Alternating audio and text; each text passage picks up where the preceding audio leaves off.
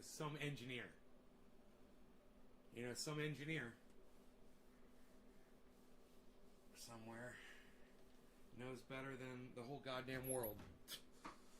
Knows better than proven technology that already exists. And I gotta emphasize the word proven. Let's see, how long we've been live for here. 30 seconds. Okay, Debbie, for name lady. Hey, I missed you yesterday. What's up? All right, you're back. Okay, we're good. I'm gonna have to clean these at some point. I've learned to clean the glasses with just tissue, and I use peppermint spray and a tissue. Get them nice and clean and not scratch the lenses. Yo. So, those of you that are signed up for notifications and get here early, you get to hear the story. So I was about to go live, and I thought I heard Rogan coming down the hallway, so I went like this, and I looked, and I can't remember. I think he was coming down the hallway, and I pulled my arm back like that, and this glass of water had about that much water in it, and I hooked the cup so it just fell just like this. So the water went, this was right here. The water went here on my stomach and on my pants and on my chair. So not this chair, I'm using another one now. I got completely splashed this morning with water. Right before, just a minute, I was wearing totally different clothes. I wasn't going to wear this. I was wearing a trendy shirt. And the new jeans, everything, man. It's all hanging outside drying, man. I totally got splashed. And it was fucking hilarious. And it didn't even upset me. My whole attitude towards life has changed, man. And it's crazy. I would have just fucking started yelling and screaming. I've just been like, fuck!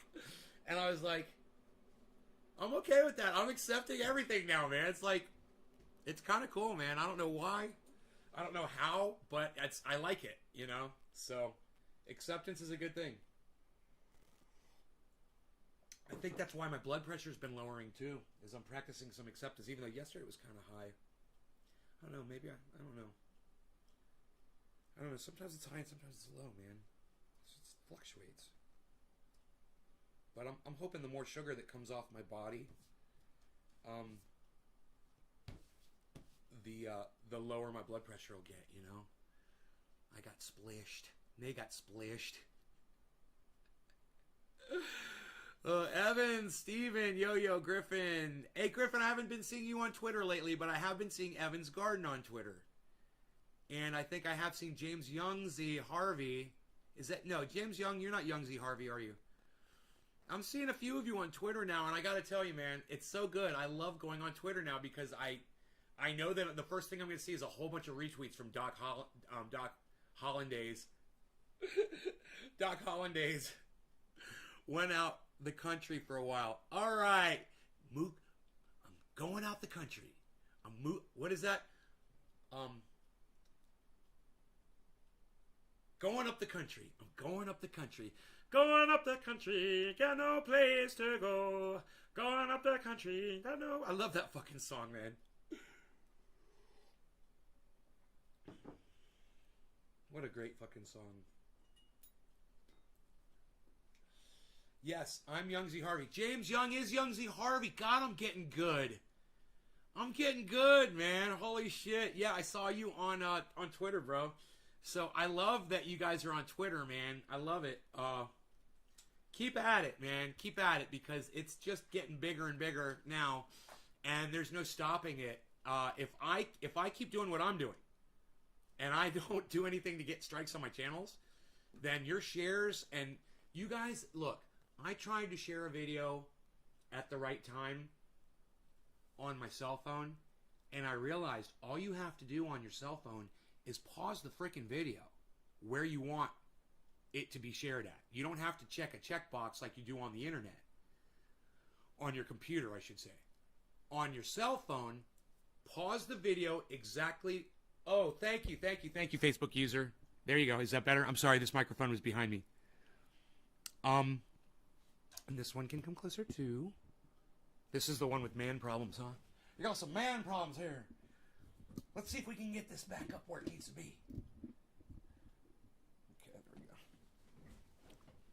All right, that should help a lot, right? Yeah. Facebook user, who are you?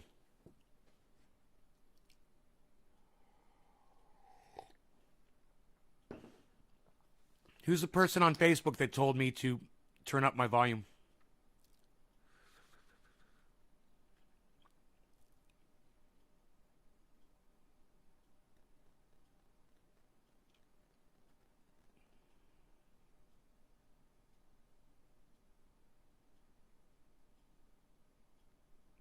Facebook user. Your name's coming up, Facebook user. Who are you? On Facebook. The person that just told me louder. Who are you? Why does this take so fucking long, man? Every time, I swear to fucking Christ. I'm asking you a question. Fucking answer me, man. Alan, thank you. Thank you. Why does it take so long? God damn it, man. I fucking hate this shit. I need a better fucking internet connection. This shit is driving me fucking crazy. I have no idea why I can't have conversations with my fucking audience. Because I tell you what, man, it literally, it fucking kills the goddamn show when I sit here and I'm just waiting in silence for you guys to respond.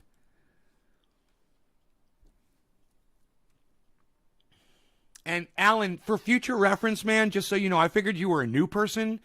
I don't like when people bark commands at me. You know, I mean, just for my own benefit, I would really appreciate it if you would just ask me next time instead of ordering me around.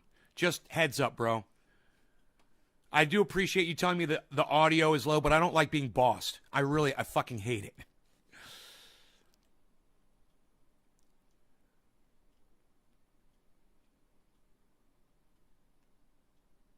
How much is shipping to UK for triage? Dude, I gotta tell you guys, somebody fucking opened up a goddamn fucking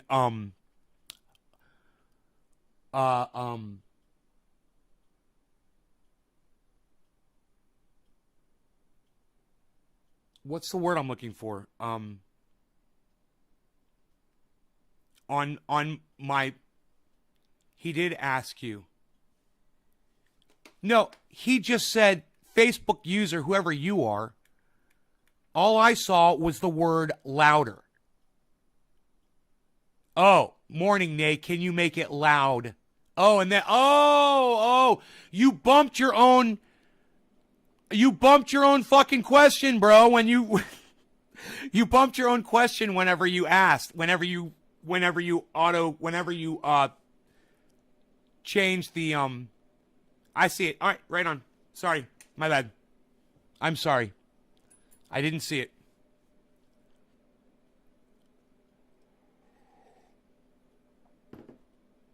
All right, all I saw was louder, and I was like, okay, somebody else is fucking coming in here trying to tell me what to fucking do. All right, so anyway, somebody opened up on my payment thing on PayPal, they opened up a ticket against me.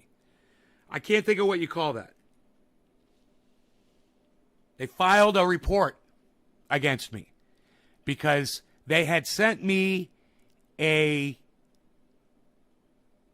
purchase for triage oil, and it got bumped by a bunch of other people that bought right after them. So because PayPal sucks my dick, and some stupid fucking engineer over there at PayPal, write this down, thinks it's smarter that you only see the last 3 transactions on your front page. Right? Some fucking moronic cunt at PayPal thinks it's smarter. Some fucking engineer thinks it's better that you only see the first 3 transactions on your PayPal page when you open it up. So because of that, somebody got fucking bumped, and some other fucking engineer ruined the fact that I get fucking notifications on my PayPal. Yeah. I used to get notifications when you guys would buy something. Immediately, I'd go fill out the order. Boom. Now, if I forget to check my PayPal order for a day or maybe more, you might be sitting there waiting forever. So, whoever this was, they ordered something, and then, boom, 3 more orders came in right after theirs, right? So they got bumped, so I never saw their order, right? I went ahead and I filled out the other 3 orders. Well, actually, it was 2 orders and an alert from PayPal that bumped them, because alerts should bump your purchases or should bump your payments that your customers' payments that are coming in because, some engineer over there at PayPal knows so much about programming. You should only see the last 3 freaking transactions. So, yeah, I missed it. I missed a transaction. It's happened before. usually the person will contact me, and the best way to do it is just to come on my show and say, Nate, I ordered from you a while back. I hadn't heard from you. And I'd be like, oh, my God. Go right to it. Well, this person probably doesn't watch my show. I don't know who they are. But instead of just coming on here and saying, yo, Nay, I ordered from you, man. You're always talking about how fast your shipping is, and I haven't gotten anything, and it's been weeks. They tried to contact me on Twitter. I will give them that. And I don't know which they did first, but they also opened up a fucking report against me on my fucking PayPal. So I get an alert on PayPal this morning. You've got you've got one of your customers is contesting a payment or is upset or blah, blah, blah. So I'm like, what the fuck? I've never seen that before. I've been doing this for years, guys, literally. And I can't believe that one of you, I mean, you guys know it's just me doing this. I don't have a team. I don't have a corporation. There's no fucking $20 million in venture capital backing me up. I'm not hiring a bunch of fucking reporters to go out and get my news for me and bring it back so I can fire them in 3 weeks and keep all the millions of dollars that my audience has sent me like the young fucking douchebags have done. But I've digressed, and I'm sorry. If you still watch the Young Turks and you think they're legit, stop. All right? Just stop. I always treat you good. And I'm sorry, bro. I'm sorry I jumped on you just now, man. I didn't know who you were. I fucking hate that. So listen, if you want to get hooked up, and let me say hi to Kristen. Hey, Kristen, I hope everything's going good with you. Let me know.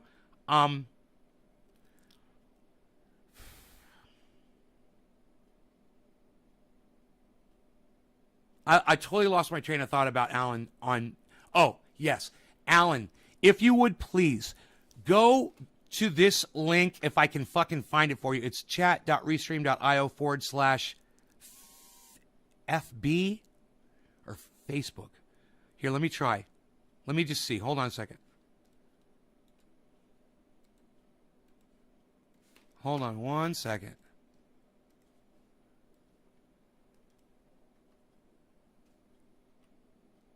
Is it FB?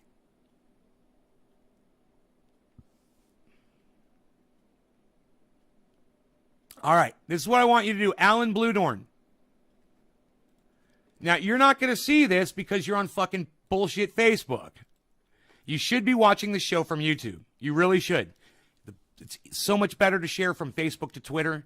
So much better. But if you insist on watching from Facebook, man, I can't control you guys. And you can't see the link that I just gave you because you're on fucking Facebook. But if you were on YouTube, you'd get the link that I just sent you. It says chat.restream.io/FB. Alan Bluedorn, go there. Or Alan Moda. Was it Alan Moda? I'm sorry. Go there and register on that. It says allow Restream to show my name. You just have to click a button. Had a stroke? Oh my God, brother. I'm so sorry, man. Well, do me a favor, Alan. Do me a favor. I'm sorry you had a fucking stroke. That sucks, man. Fuck. You know, proof that there's no God. Strokes. Yeah, there's no God. There's fucking strokes. Yeah, I'm going to take some of your fucking bodily function away. You know, to make you a better person. To give you a life lesson because I'm God. No. What a stupid lie. There's no God. Hey, Jay, what's up, son? Good morning. Yeah, Josh. Hey, buddy, what's up, bro? Josh. Hey, you're on YouTube. You went from Facebook to YouTube. I love it. They could pull up the Nays Garden comm chat, can't they? They pull up the Nays Garden? Dude, the chat is right here on screen. The chat's right here. Anyway, this page will pop up when you go to chat.restream.io/FB for Facebook. Just go there and click this little blue button that says allow Restream to show my name. And then, boom, your name will be shown. For all. Why won't full preview work on this motherfucker? I mean, I guess it's not that big of a deal, but you guys want to see the grow? I went down there and I sprayed for bugs last night. Then I rinsed. I spray for bugs, and then as soon as I'm done spraying all the plants for bugs, I go back to the first plant and I rinse them off. So the oil sits on the plants for about 4 or 5 minutes, something like that. I'm thinking that's enough to kill them. I'm really not sure. I'm not a master grower. If I was a master grower, I would know that. I can't believe people believe in a man in the sky. Fuck Facebook. Didn't even tell me you were on. Josh, you should be following with YouTube and following with Twitter and following the at Shader Ben channel and get notifications on Twitter with the at Shader Ben channel, because that's the one that will give you the notifications. Dominic, I know you have my order yesterday. You said you were having a problem. That's cool. No, Dom, you were the fucking problem. Dominic, you were the fucking problem. Dominic, you're one of the people that bumped that other payment. Now, I haven't finished telling the story yet. So, I open up PayPal and I find out it was a $35. Somebody filed a complaint against me for $35 order that was 1 month late on a $35 order instead of just coming to my show. You know, they did tweet at me in a message, but I didn't get the fucking Twitter message until just a few days ago, for whatever reason. But as soon as I got the Twitter message, this is what I fucking did. Just so you guys know, okay, I'm not going to pull up my fucking phone. I'll tell you what I did. I messaged them back and I said, oh my God. As soon as I saw the message, I was like, oh my God, I realized I was late in messaging them back. I said, let me check and see what's going on.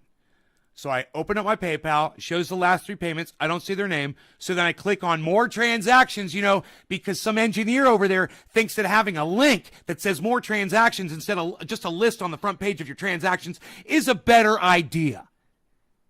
Write it down, guys. Write down every single one of these and you'll have a whole book of engineering fails. You can write your own book of engineering fails brought to your attention by me.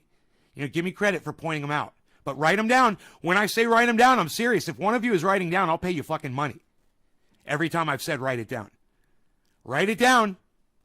Some douchebag over there at PayPal thinks it's better that I don't get to see all my transactions on the front page. So I should have to click a fucking little blue link so I can see those fucking transactions. Why?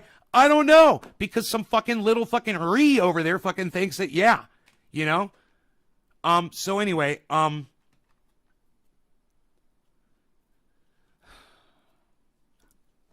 I message them, I find their transaction, and I go ahead and before I even message them back, I message them back. I'm like, I found your order. I'm sorry, it got bumped by some other orders that came in right after yours. I'm filling it right now. It'll be out in tomorrow's mail. Something like that. Then I go in there and I fill the order. Within a minute or two, right? Fill out the order, put the sticker on, I do the fucking postage, I get it ready to go to the mail. And it's ready. It's going out, right? It's a small order, no big deal. It's ready to go out. Is that order already gone? I think that order is still sitting in here. Anyway. I take a picture of the box with the label on it, and I message them back on Twitter. That was a couple days ago. I think. I can't remember. I'm kind of confused on the time right now. But today, when I go to pull up PayPal, they opened up a fucking complaint against me on fucking PayPal. Something that's never fucking happened before. You tweeted at PayPal. Thank you, Griffin. And I'm shocked. Man, I'm like, ay caramba. I'm fucking shocked. I'm like, I'm doing this all by myself. And all I can do is the best I can do. One person by myself trying to fill these fucking orders and do 3 live shows a day and take care of 6-acre property with a fucking 20 fucking whatever the fuck this 3,600 square foot home on it. I'm fucking busy all the time. I'm sorry if I missed your precious $35 order of fucking PayPal for 30 days. My fucking God, did you really feel like you had to fucking report me to PayPal? You jack fuck! So let me tell you something, guys. I'm that close to fucking ending my business. I've never been reported before, and I swear to fuck, it's not even worth it anymore. I'm just trying to do something nice for people, man. You're just paying my fucking expenses, man. You think I'm getting rich off this shit? Fuck! So, just so you know how I fucking feel about that shit, if you need to get in touch with me, come on my show. There's a problem with an order, come on my show and say, hey, man, I haven't heard back from you. It's been a month. Whatever the fuck. It's the easiest way to get in touch with me. I'm live 3 times a day, people. Why the fuck would you go to PayPal? Because I didn't return your fucking message on one of my 5 Twitter accounts that got bumped too and I didn't see it? Right? You know, people suck my dick. But, you know, I had to just let that out. That's how I fucking feel about that. You know, I'm hooking up thousands of people over here, and your little pussy ass is going to ruin it for everybody. Because, you know, everyone's a fucking narcissist. Oh, my $35! My fucking precious $35! I'm going to have to tell PayPal.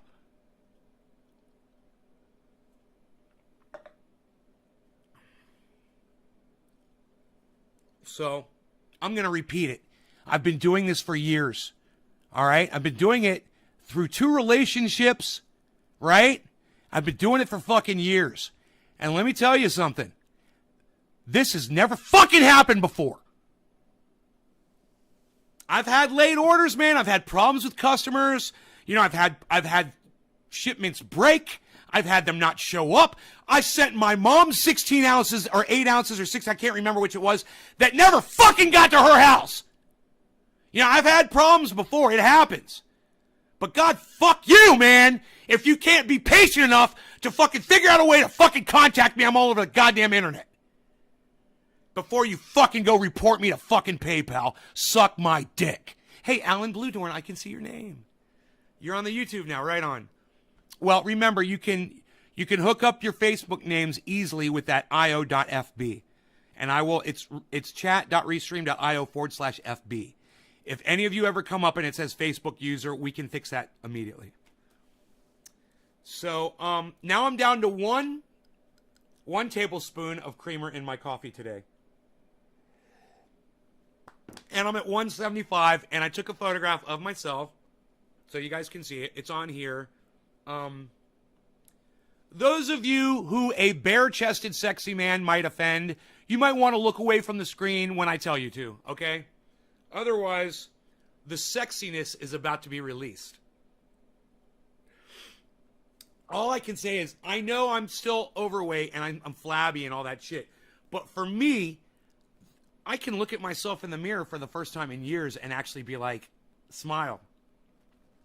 You know, so I don't give a fuck what you think about me. I have no more body shame anymore.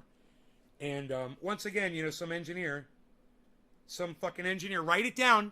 Some fucking engineer thinks that, oh, you know, I can't get in my goddamn phone because, you know, it's got to go to a black screen because some fucking douchebag over there at Samsung fucked with the login.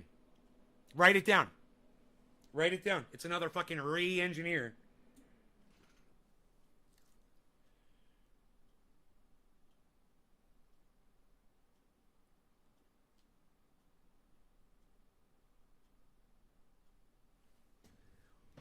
Okay, look away from the screen now for 1, 2, 3, 4, 5, 6, 7, 8. God damn it.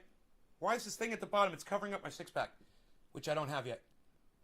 Keep looking away. Look away, look away, look away. Boom. What? What? Oh, Kristen loves it. I'm working on it. Look at that smile on my face, man. I was so fucking happy. What is that? What is that definition going on down there? Oh, that's fat. Nay, come at me, motherfucker. Come tell me to my face it's fat now, you little bitch. Huh? Oh, you don't want to? Oh, what, you scared you're going to get fucking jacked, motherfucker? Oh, I love it. I love it. Just wait. I'm probably a quarter of the way there. And all I have to do is keep working at it. And I'm so fucking motivated. Once you start seeing the results, you guys, I promise you, if you cut out the fucking bullshit sugar, the murder powder, if you cut out the murder powder, the fat starts coming off in the next day. Because your body, as soon as there's no more sugar to eat, and your body loves eating sugar, it'll keep eating sugar as long as it's in there. There's no more sugar. We better start eating the belly fat. I'm fucking telling you, it's like magic. It's like fucking magic. If you really want to lose the belly fat, stop eating your murder powder. Okay? It's all murder powder. And until you eliminate the murder powder, Don't fucking come crying to me. I don't want to fucking hear from any of you until you've cut the fucking murder powder out. If you've cut the murder powder and the murder juice out of your diet completely and you're still having a problem losing the weight, then you come talk to me. You cut that fucking murder powder and that murder juice out of your fucking life completely. That's alcohol, that's soda, that's fucking anything, creamer in your coffee, all that bullshit. You cut it all the fuck out. You're way poisoning yourselves. And I mean poisoning yourselves to the point that you will fucking get diabetes and die. That's how bad you guys are poisoning yourselves. Stop it, man. When I was a kid, you heard someone had diabetes, it was like one person that was really fat and obese, and it wasn't really prevalent when I was a kid, man. I didn't even really know what fucking diabetes is. Now, kids that are younger than me are getting it, you motherfuckers! You need to wake the fuck up! God damn it, man! What is wrong with you? The information is out there, man. You guys need to wake the fuck up, man. I'm going to do it. No murder powder. All right, Rob Culver. I'm with you, Rob Culver. I'm with you. Yes, you're right. I did. It's dropping off. Fat is going away here. Also following your advice, bro. Randy? Really? What? Really? Randy Church? Thank you, brother. Thank you. I'm so happy for you. Yes. It's carbs for me. I don't do murder powder. Oh, yeah, you do, Kristen. You do murder powder. It's in everything we eat. And you do murder powder and you do murder juice. Yes, you do. And you're lying to yourself, Kristen. You're lying to yourself. You consume sugar all day. I guarantee you that alcoholic beverage you like to drink, I guarantee you it's full of sugar. I guarantee you. Check it out. Alcohol's the worst thing you can fucking drink. Alcohol's the worst thing you can put. Oops, forgot about alcohol. That's got the highest content of sugar to cover up the alcohol flavor. No, Kristen, you're putting grams and grams and grams of sugar into your body every day. And this is what I want you to do. Just for one day, Kristen, one day. Keep track of it. You don't have to stop it. Just track everything you put in your mouth, okay? Track it. And when you notice sugar, write it down. Write it down, write it down, write it down. Okay, 4 grams of sugar in this serving. Oh, but I'm only having half a serving. Okay, then it's 2 grams. Oh, but I'm having 2 servings. Well, then that's 8 fucking grams of sugar. You know, look on the bottle, and if it says there's 3 servings in this bottle, and you eat the whole bottle, or you drink the whole bottle, then you just had 3 times what they said is the sugar content of that bottle. Remember that. When you're done at the end of the day, I want you to go to your sugar bag or your sugar container. I've got one. I got, for my hummingbird things. I want you to get a measuring cup. I want you to measure out the amount of sugar that you consumed in that 24 hours, and I want you to pour it on the table in front of you. I want you to look at the murder powder. That's how much fucking murder powder you're putting in your body every day. She's telling me to be quiet. That would be something already at 143. What are you trying to get to, Steve? Soda is my murder powder. I drink 12 cans Okay, so you drink 6 cans of soda a day? Yeah, you're going to be dead soon, Evan. I promise you. You keep doing that, you will die. I promise you will die. That's it, Evan. This is what you need to do, bro. And I'm going to tell you something. I had a craving last night for sugar, and I went crazy. I went through the freezer. I was out of ice cream. I couldn't find it. And I was thinking, oh, man, I have no ice cream left. What am I going to fucking do? I'm craving sugar right now, and if I don't get it, then I might go crazy, I might go out and fucking get a whole bunch of sugar or something. So I said, dude, I talked to myself. I said, dude, you're having a craving. You need to do what you did last time. You got to drink some water or find something healthy to eat. It was late. It was past my fast time, but I was dead set on eating sugar. I drank some water, and I ate a pickle. And the pickle was good. And it wasn't enough. So then I took a piece of celery out of the refrigerator, and I put a drop of salad dressing on it, balsamic vinaigrette, and I just had a bite. A drop of balsamic vinaigrette and a bite. A drop of balsamic vinaigrette and a bite. A drop of balsamic vinaigrette. I did that until the celery was gone. I was satisfied. I had eaten. It felt like I had done what I was used to doing, I guess, around that time, or I don't know. And then I went to sleep. Oh, no. Then I went outside and I worked for 2 hours. And then I came inside and I went to sleep. I went to sleep around midnight. I went out and I worked in the grow. I busted ass. I worked on the pond. My neighbor's dogs came over and wrecked the filter and everything. They ruined it. Hey, Tabitha. They ruined fucking everything. I hate water. I don't know if I could find something that I like.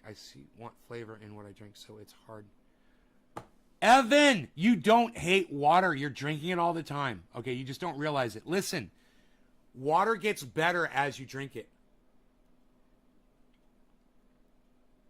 For one thing, it's in your mind, bro. You're telling yourself you hate water. So what I want you to do is I want you to go outside, bro. I want you to bring some water with you, and I want you to go outside. Do something outside today, okay? Anything. I don't care what it is. And at that moment where you feel like you would go get your soda, take a drink of your water, bro. Force yourself. It's not going to kill you. And you got to force it on yourself. It is, I know, it's my mind. Yeah, bro, you can do this. It's not that hard, bro. I was so fat just a few weeks ago, man. I was 186 pounds, bro. And now I'm 175. I've lost 11 pounds in like 10 days. I'm losing a pound a day. It's so, once you get, look, another thing you can do is when you get a sugar craving, and I do this too. I'm craving sugar, and I go and I get on the scale. And I say to myself, what do I want more? Do I want the abs, or do I want that sweet taste in my mouth? And do I want the poison in my arteries, which is what you really need to tell yourself? Do I want to put murder powder? Do I want to put more murder powder in my arteries and clog my heart until I die and have a heart attack? Or destroy my liver so I get diabetes? And you guys are destroying your livers with this sugar. You don't even realize it. Your livers are under so much stress right now. I try to keep sugar at a distance. Murder powder. Hey, Facebook user, do me a favor. Whoever that is that's posting as Facebook user, I want you to go to, Jackman Rub says shut it. I want you to go to I want you to go to this website and click the blue button so I can see who you are, okay? Go to chat.restream.io/FB for Facebook. It's chat.restream.io/FB. If you could go there and click the blue button, then your name will come up in my chat instead of it saying Facebook user. See right here, it says Facebook user. I have no idea who you are. I would love it if you would do that for me. Best diet advice, Nay. And you know what, Kristen? It's not diet. It's not fucking dieting. That's the problem, honey, is we put this stupid label on our eating regimen and we say it's dieting. No. It's you're literally changing your lifestyle choices. These are lifestyle choices. It's not dieting. You're either choosing to put murder powder in your body or you're not. You're either choosing to put murder juice in your body or you're not. It's not diet. You know, diet is forcing sugar down your fucking throat like the goddamn industries want you to do so they can make money off of you and make money off of our misery. That's the diet. Fuck dieting. No one needs to fucking diet. All you guys need to do is do the right thing. All you need to do is eat in the right hours. You know, you wake up in the morning, and you get hungry. You eat when you're hungry. You eat lunch. You eat dinner. Then you don't eat anymore. You don't eat for fucking 18 hours. That's normal, man. Or, I'm sorry, 16 hours? You don't eat for 16 hours. You have an 8-hour window to eat. It's normal, man. That's normal eating, man. That is fucking normal. If we get back to just being normal human beings, diabetes will disappear, man. If we fight by not purchasing sugar foods anymore, you fight with your wallet. These sugar companies will go out of business, man. And let me tell you something. These companies like Magic Spoon, they're coming up with these sugary flavored cereals and they're claiming that they taste just as good as the ones that you... Bullshit. Fuck that shit. I'm telling you that shit's murder poison too. And stay the fuck away from it. David Pakman's a fucking liar.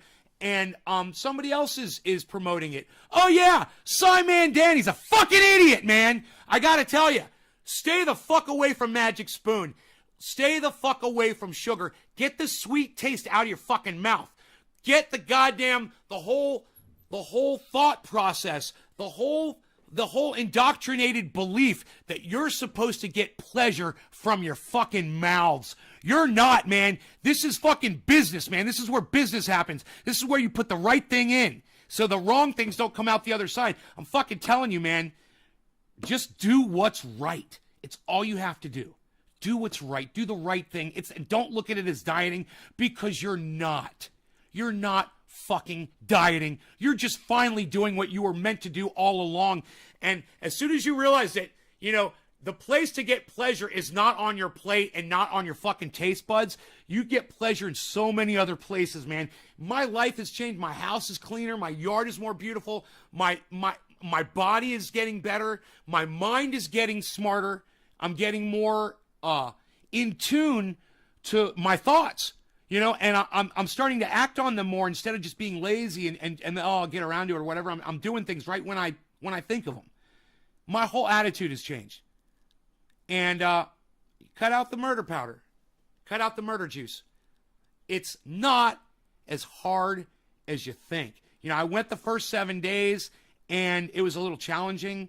I had cravings. I had a cheat thing here and there. I did a little cheating, and then I ran out of fucking sugar in my house. I was giving it away to my friends, I didn't want it in the house anymore. And it's a good thing I did that. There's still fucking Oreo cookies in that goddamn cabinet. There's unopened boxes of Oreo cookies. And I plan to give those away as soon as fucking somebody wants them. I'm getting all the sugar out of my house except for what I put in my bird feeders. Our human ancestors were hunter-gatherers. We were always... Hey, who's posting this Facebook user right now? Who just said some food, yes, have natural sugars in it, but not like the murder powder? Who is that? Who is that person? People don't realize that our human ancestors were hunter-gatherers. Who is that? Who's that person? Let me know. And then, once I find out who you are, go to chat.restream.io/FB. And click the blue button so I can see your name in the chat. Okay, Facebook user? Michael Haskey, will you do that for me, bro? Or, Michael, why don't you ever watch my show from YouTube, bro? You guys should all be on YouTube watching the show. Fuck Facebook, man. Facebook has totally murdered this show. And I just assume not even give them any more fucking time. I don't even use Facebook anymore.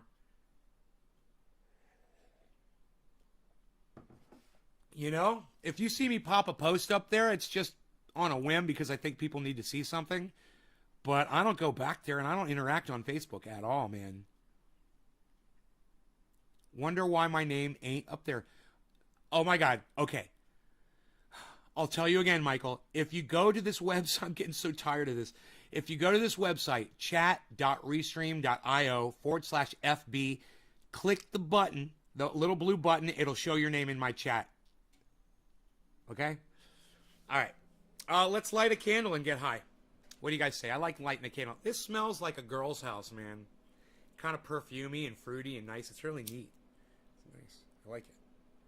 I walked in my house the other day. The candle wasn't even burning. I was like, it smells nice in here. Like I'm visiting one of my lady friends.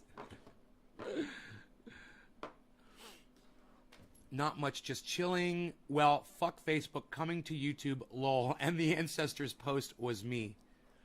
Well, Brian, if you want to go from Facebook.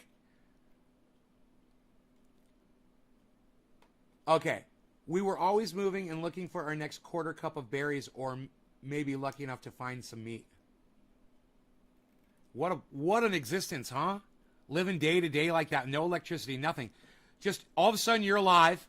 Your mommy breastfed you to get you to the point where you were old enough, to eat. They start feeding you, they didn't have baby food. What the fuck did they feed older babies, Mashed up fruit? Who knows how the fuck these savages raised their babies, man? But goddamn, they fucking did it. You know, they had no internet, they had no television, they had no education, they had no school, they had nobody telling them. They didn't even have language to communicate to somebody else how to do it. Oh, you're pregnant, you're gonna have a baby. No, just ow, oh, oh, oh, oh, oh, oh. You're getting a baby, but no words. Oh, oh, oh, oh, oh. Oh, fuck. Could you imagine what these, and they were people, you know, they were human beings. What it must have been like, man. It's, you know, it's so hard to imagine that we can't even put ourselves in that position. We can't even fucking put our heads in that position. You know? I mean, my buddy Mark is about, as far as all the people I know, I got another friend, Billy. He's probably his brother, Tom, and him. They're survivalists. I could fucking put Billy out in the woods with just his clothes, and he'd survive. You know, he knows how. He'll fucking survive. He'll make himself a fishing rod. He'll make himself a spear. He'll fucking use rocks. He'll hunt squirrels and birds with rocks, man. You know, I know these guys can fucking survive. Mark, he's the same way. You put Mark out in the middle of the wilderness with nothing. He'll create his own tools and he'll build a whole fucking village, man. He can do anything with nothing. There are people that can do that. They have been practicing their whole lives. But most of us, man, we got air conditioning, son. You know what I mean? I got a fucking car, bro. You know, it's like we are not on that mentality because we think we're above it. But the fact is, it's the opposite. We're below that mentality. We need to raise ourselves up to the point that we can survive on our own again. That's what we need to do, and we need to start doing it now. And we need to look at that as, you know, we used to look at off-graders as crazy and kind of beneath us. We need to look at those people, and I'm not saying you have to look at me any way you want. I'm just saying the people who've inspired me. Look at them as tomorrow's leaders, because they're the ones who had it right 5, 10, 15, 20 years ago. When 20 years ago they said, I'm moving off grid, and we were all like, you're fucking crazy. I got an Atari, you know? And they're like, no. You're not looking at the government. You're not keeping track of what's going on in the rest of the world. This is not going to last forever, and I'm going to start working towards that goal now. Those people are way smarter than us. Now check this out. All of my friends, Ronnie, Graham, Lee, Jimmy, Steph, Tim, fucking Ben, all the podcasters, you name them. They're great and they're intelligent. But are they as intelligent as one of my buddies who I can drop off in the wilderness and can survive on their own? Well, I can tell you what I read in a book last week. Yeah, well, now you're out in the wilderness and you got nothing. What did you read in that book that's going to make you fucking survive right now? Was it a How to Survive in the Wilderness with Nothing book? It better have been. Because if you were reading Chomsky again, I got news for you. Mark and Billy and Tom, my buddies, they're all fucking smarter than y'all. And I know you think you're smart calling out all the politics and the bullshit in the government and the secrets and, you know, and the force the vote and all that. And I love it. And I have to support every single second of what you say. But let's just be real with ourselves for a few minutes, guys. Come on. Let's just be real with ourselves. I mean, do the politics really matter when it all goes away? And we're watching it go away right now. It's literally slipping out of our fingers. We've already slipped over the slope, you know, and we're going down the other side. And it's slipping through our fingers and the sand is running out. But some of you are still cupping your hands, you know, you're cupping your hands. And you're holding on to that sand. And I'm fucking telling you, I went like that a long time ago. I let go a long time ago. I let go of politicians and politicking a long time ago. Now I'm still interested in it, and I understand that there is a purpose for it. But if you're only talking politics, Jimmy, Steph, Graham, Lee, Tim, Ben, Candace, Charlie Kirk, every other, Aaron Mate, every other political pundit, whether it's left, right, center, I don't give a fuck, on any platform. Rachel Maddow, I don't give a fuck who you are.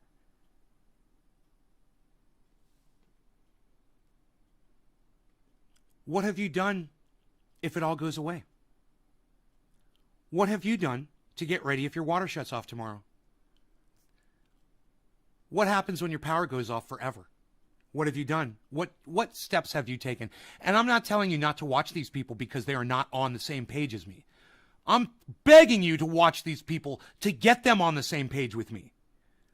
It's okay. You can pay attention to the politics and off-gridding.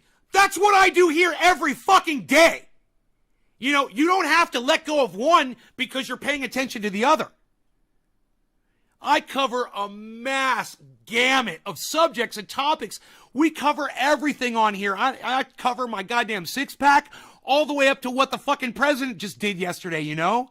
And everything in between. I'll tell you about the fucking, athlete's foot between my toes if I have it. You know? I'll tell you fucking everything. I don't give a fuck. What I don't understand is why all these people are so blind to this. They just, and as much as I sit here and fucking scream over and over on this channel about it, they're still not looking at severing their ties with electricity and water. I don't know how many reports all of them have to read to you before it starts sinking into their fucking heads. You know, Kyle Kalinske, oh, the sky is falling, the sky is falling. Look at the temperatures. Oh, we're all dying, we're going extinct. And what are you doing about it, Kyle? Yeah, that's my point. What are you doing about it, New York City boy?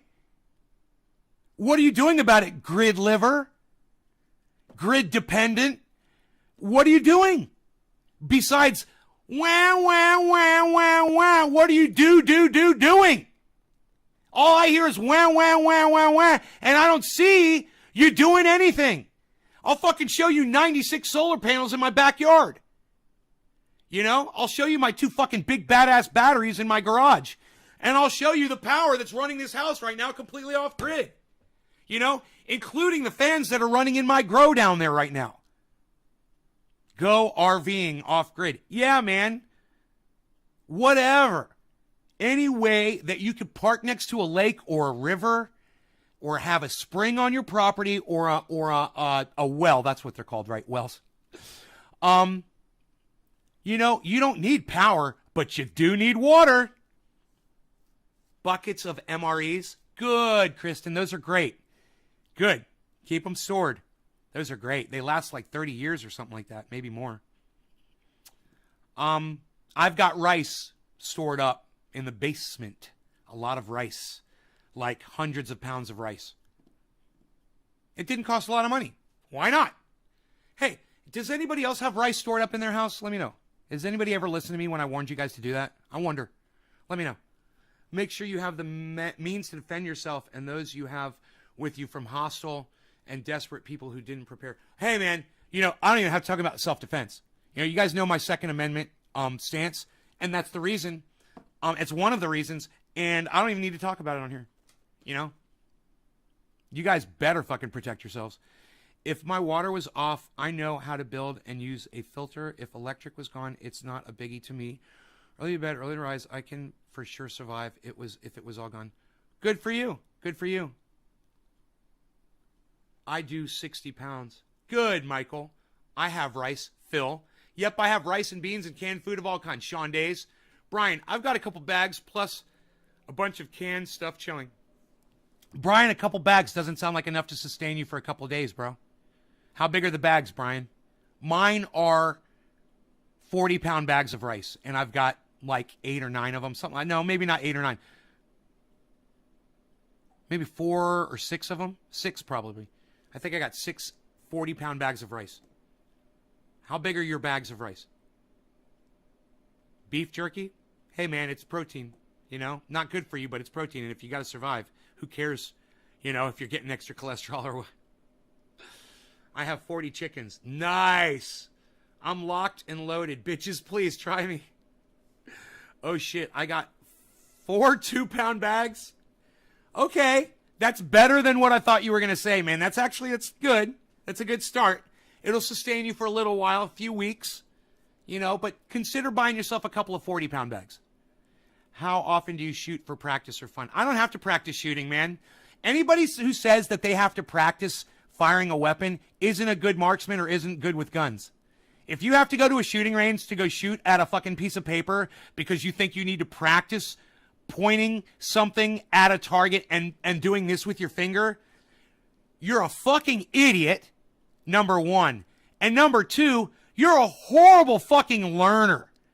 You're a fucking horrible learner because it only takes once to learn how to point a gun at something and shoot it and see that you put a hole in the middle of it.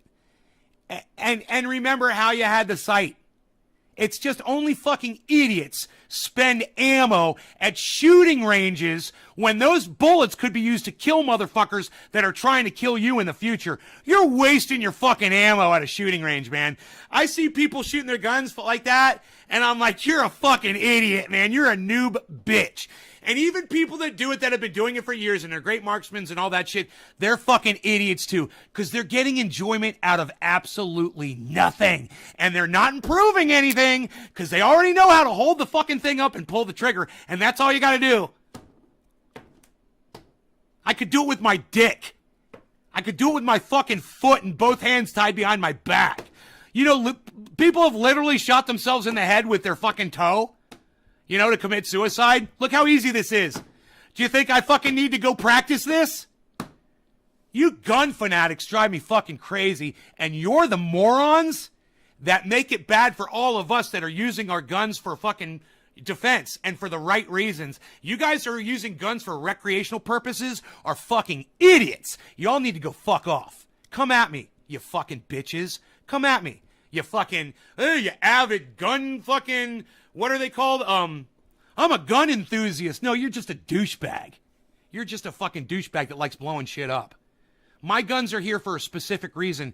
They're tools, and I use them as such. I don't abuse them, and I don't have to practice with my fucking power drill or my screwdriver. I don't have to practice with my fucking hammer. I already learned how to fucking drive a goddamn nail. I don't have to practice putting my fucking shoes on. You know, every time I put my shoes on, I seem to do it right. There's some things you don't need to fucking practice. I don't need to practice driving my fucking car. I learned how to do that in fucking middle school, and I've been doing it correctly ever since. You fucking gun enthusiasts are little dick morons. You got little tiny penises. I gotta take my big gun out. I gotta take my big gun out and show everybody how tough I am. Fuck you. You ruined it for us, for the smart people. Jay Hood, what's up, buddy? No, oh, Jay Hood. I know you've been here the whole time, but I don't think I've smoked yet. 53 minutes into the show. Am I totally stone sober? Screaming gets me off a little bit. I got a little screaming buzz right now. Gets my blood flowing. Feels like I did a bong hit. I don't think I've smoked yet. You're an idiot then? Why? Because you go to a fucking gun range, Kristen, and waste your ammo at a gun range? Don't you fucking hit the target every time you go, Kristen? Don't you always hit the target?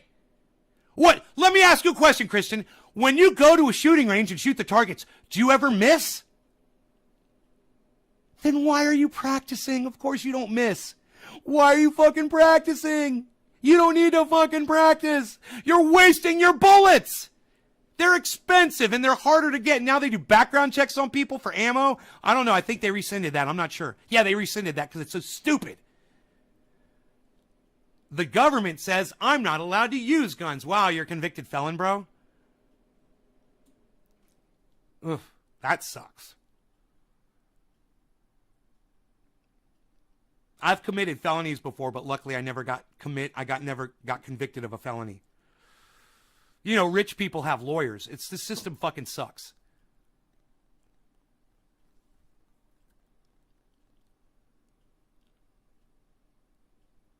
But what? I don't even understand. You're saying, but nay, you don't need to shoot a 22 a quarter mile away and hit the target. Like, that makes no sense when you're going to be way closer if someone tried to hurt you. Right? I agree. It's not about target practice, man. It's about, is the gun loaded and ready to go? Can you grab it in time and point at that motherfucker and pull the trigger? You know, accuracy doesn't matter when you're 6 feet away. And usually that's when you need a gun, that's more the proximity of self-defense for a gun. You're not trying to shoot something that's 50 meters down a range, which is just stupidity. You make an excellent point. Who is this? Brian Munoz. You make a fucking excellent point. Thank you for building on my point, bro. I love when you guys do that shit. $20 to load a clip of 9s. Fuck that shit, dude. $20? Fuck that shit. That's expensive, bro. That's an expensive little fucking, you know, you're basically just lighting off fireworks. So stupid. Yo, Nay, good morning. Enoch, why you beasling? I was young and dumb. Evans, no one on pro perk. Hey, Evan, you ever try to get it expunged, bro? You know, if you were young and dumb, maybe you get it expunged. You know, the lawyer might listen. I mean, a judge might listen to you. Yay for lawyers, says DC. Only thing I'd miss without a fridge is ice. Good morning, Enoch. Be able to use it and safely. Yeah, be able to use it and safely. Practice shooting to get to that point. Understand how to hold the gun always up, never down, always up at the sky. And when you're in a house, you got to be very careful when you're walking with the gun, because when you're holding it up, it can hit something in the roof and bounce back down. And it's not any safer to hold it down at the floor. It can still hit the floor and bounce up and ricochet around your room. So, always up. Always in your mind, the gun is always loaded.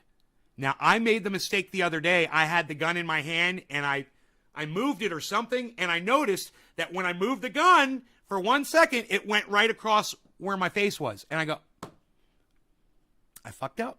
I made a huge mistake. I was just moving the gun or something, you know.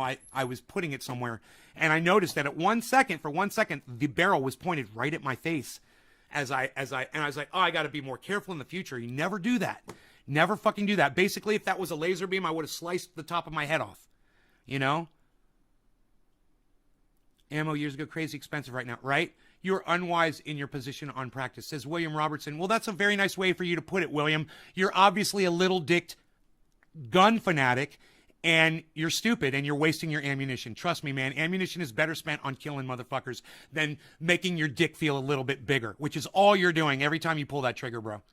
I know. When I go outside with my gun, I feel great, man. When I'm shooting up at that tree, it feels awesome. But at the same time, I'm using it as a tool. But I know how using guns makes you all feel. It makes you feel like a god. You know, like you have the power of the world in your hands. You got to get over that shit, you know?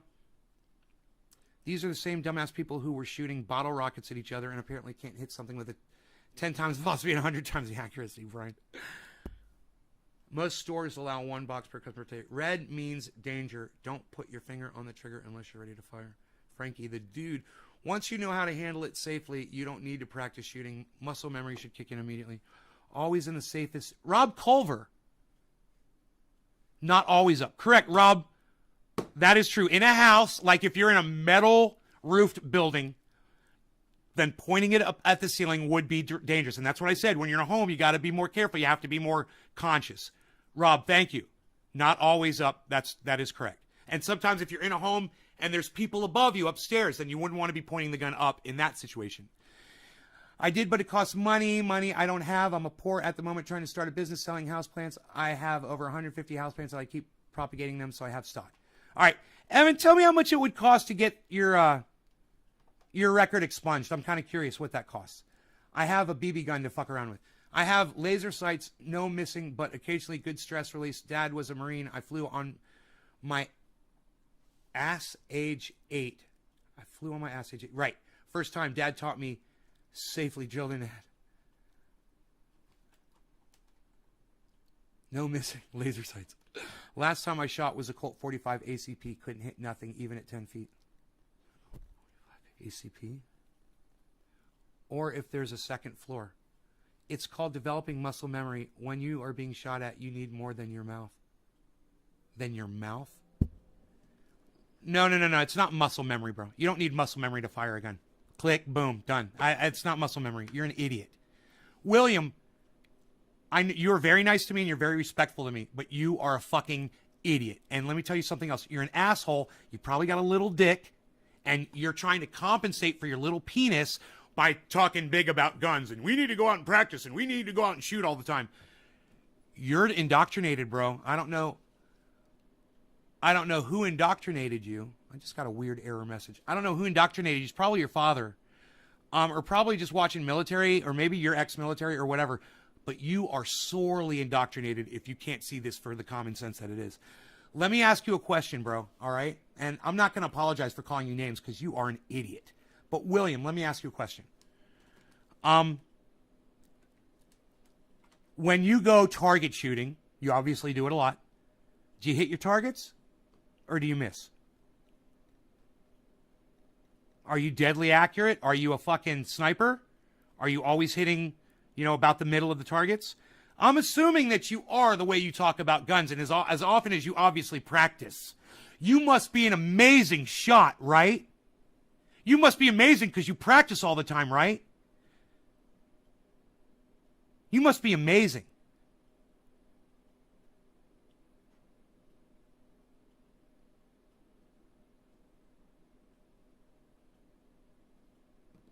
I hate these conversations. I'm so sick of waiting for people to respond in these conversations. I just can't fucking do this with you guys, man. So let me move on. Let's do this dab like we were talking about. And, when William Robertson gets around to it, maybe he'll fucking answer me. God, man, what takes you guys so long? Is it me? Are you guys already seeing a response from him? Let me know. William Robertson trolling me? You pretty sure he's trolling me?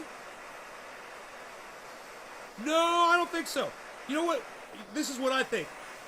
William Robertson said exactly what I would expect a gun fanatic to say. He said the exact thing. I don't think he's trolling. I think he truly believes that he needs to practice his shooting because he's not confident enough. He doesn't have the confidence in his shooting ability.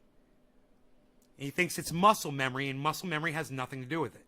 If you're a goddamn Western shooter, if you're doing draws type competitions, that's totally different, man. I've got a friend that does that. Cheers.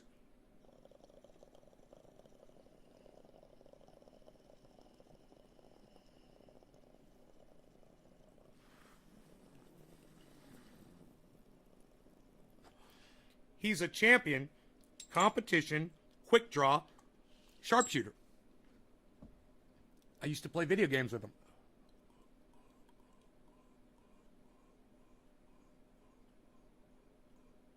So you want to learn muscle memory? Check my buddy out. He'll show you muscle memory like you've never fucking known before. You don't know muscle memory like he does.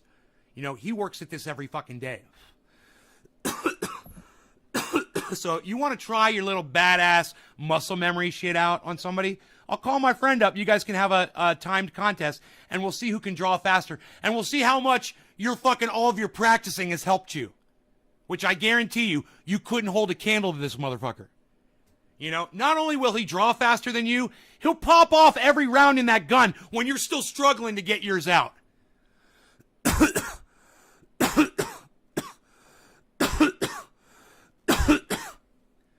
Bro, if I'm in a situation where somebody is actively trying to shoot me, I'm running. I'm running and moving. If I'm in that situation where suddenly someone is trying to actively shoot me, the whole point of me having these weapons here is for self-defense. Somebody comes on my property, I know where they are, I spot them, and I hunt them down like a fucking boar. I hunt them down like the pig that they are. That's what the guns are for, bro. I'm not saying I'm going to be standing on goddamn like you think you are. I'm going to be walking down Main Street. I'm going to have my 6 guns on my sides and my cowboy hat low. And I'm going to be walking down the street, partner. And then mean Jake Black's going to come out from one of the saloons. And he's going to have his 6 guns on. And he's going to draw. And I'm going to draw. And what the fuck are you talking about, man? You're an idiot. You're a fucking idiot. Dude, you need to understand something. The way you set up your property, and I'm here almost all the time. You set it up so you know when somebody's there, and somebody's there, you got a gun nearby. And if you go check your video cameras, and if somebody you don't know, or it looks like a group of people that's coming to do you harm, you grab your fucking weapons and you go. Right? And you get into position, and you wait for them, and you fucking take them out. That's my plan, bro. I don't fucking go to fucking places where I'm going to be, you know, face to face with somebody that's actively shooting me. And I'm probably not going to have a gun on me when I am. Right? It's like, dude, you imagine the dumbest situation. And let me tell you something, bro. If you live in a city where everybody's got a gun, okay, and everybody's carrying, and you're out on the street all the time, and you have your gun on you, and that's your situation, well, maybe you do need to fucking practice. You know, maybe you need to practice if that's what you're fucking worried about. But, man, I've kind of prepared for that situation by moving to 6 acres, having a big fucking house on a mountain where I can see down, having motion sensors, cameras, guns. I'm all set up over here, bro, and I'm not fucking trying to go down the fucking street. You know, like you are, obviously. You're fucking Mr. Superhero walking down the street with your fucking 6 guns on. That ain't me, bro. I ain't doing that. You know? And if that's you, then I appreciate you being so polite to me on here. I'm really impressed with you. I don't feel like you're trolling me at all.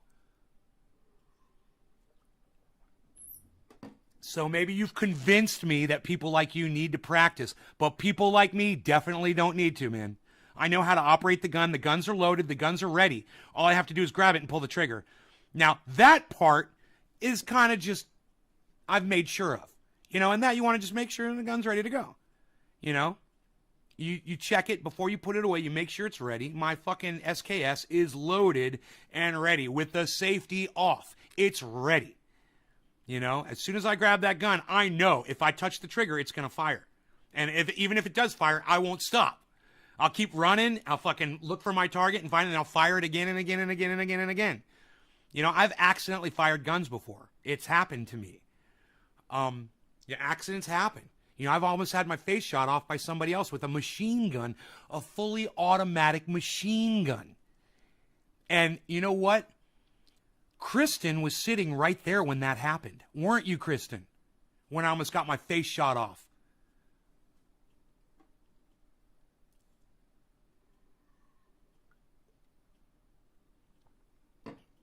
Facebook sucks my dick. No notifications. Thank Nay for Twitter. DC fishing. Isn't that on video? No. God damn, it would have been, bro. I'd never even thought about that. We were sitting right in front of that fucking camera, man. I may not have had the camera up at that time. That camera was a new addition, but I don't know which came first. But no, it's not on video. It's in my brain vividly. And DC, the reason why you think it's on video is because I am such a great storyteller. Thank you for saying that, bro. You just complimented me so much. You complimented me. I painted a picture for you, bro, that you literally thought you saw it on video. That's fucking awesome. I remember telling the story. My dad got shot. His brother's K9 took off with a 22 and it bounced off his tooth. Whoa, dude. My dad got shot. His brother's K9 took off with a 22. I don't understand. 1911 Colt kicks like a mule. Yeah, fucking 1911 Colt, dude. That's a fucking piece of shit. You need a Glock, bro. You need a Glock 45A, bro. I'm telling you. You get the Glock 45 ACP and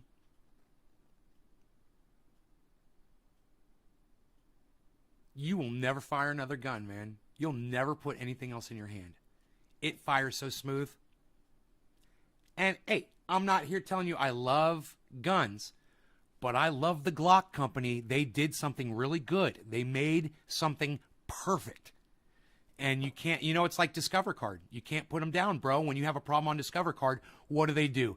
They immediately rescind the payment. They give it back to you immediately. They always take your word over any corporation's first. That's what Discover Card does. That's why you should have a Discover Card. And if Visa does that, good for them. I don't know. I only work with Discover. It's great. Have I done my dab? Yeah, I did the dab, right? Let's do another dab. Let's do a dab. Let's get into a dab. Make sure it works. You see that? I hit it first to make sure it wasn't clogged. As I get older, I get smarter.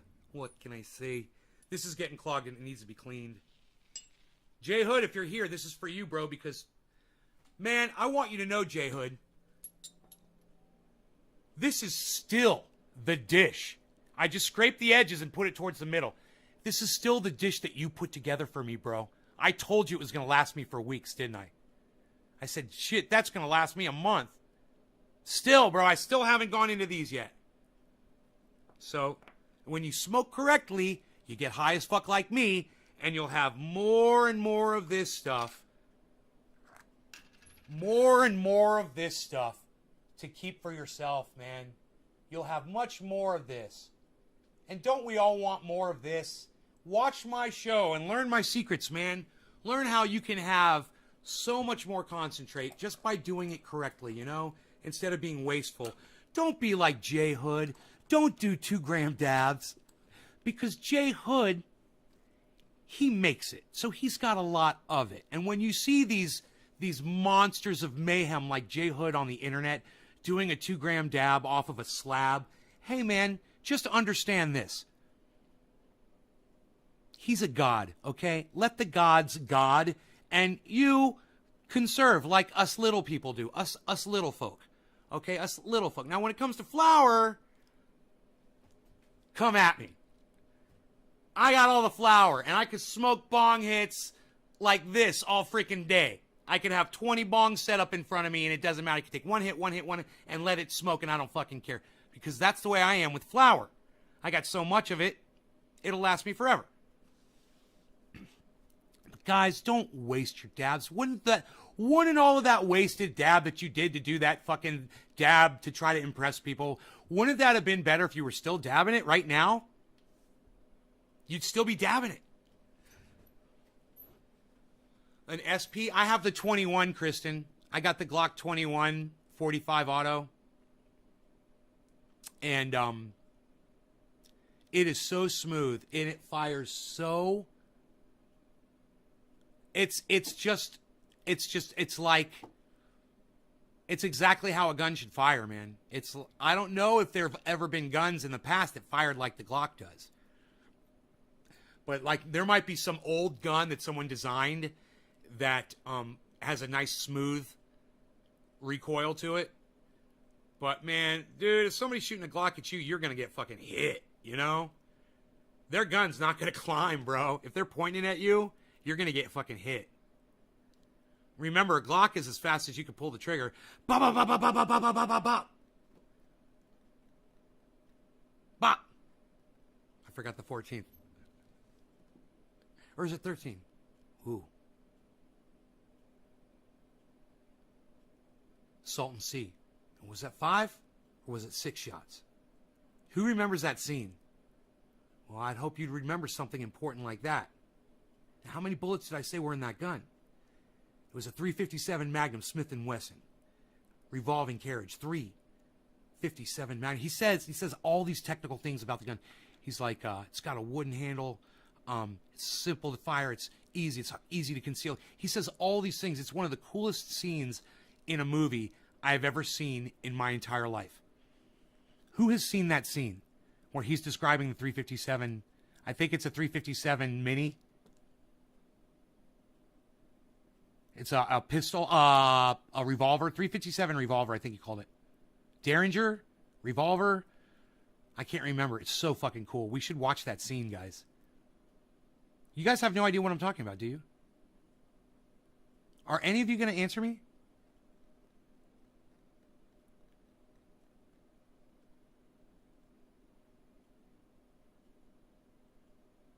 Using my scenario right here, if I saw an intruder in my video cam, set up, and encountered them, I'm not going to encounter them, bro. They're never going to fucking see me. What are the odds they are armed and now you are in an active gunfight? It won't be an active gunfight, bro. It's going to be a fucking assassination like the Kennedy assassination. Trust me. But it's a good question.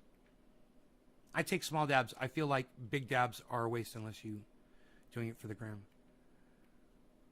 What movie? So, Turtle here. What a world we live in. Oh, SS Turtle. What's up, SS Turtle? Tula. No, just hopped on. I think it's a scene from a Sherlock Holmes movie. Snatch? Morning, Billy. No, it's The Salton Sea, guys, with Val Kilmer. The movie is called The Salton Sea. And he goes to an illegal... He goes to an illegal gun dealer. They meet in a hotel room. And this guy's got all of his guns laid out on the bed. He says, "These are my guns, mister." He calls him mister. He goes, "Mister, this is the .357 Magnum. Now let me tell you about this weapon." It is the coolest fucking monologue I've ever heard in my entire life. Dude, listen to this shit. I'm going to find it.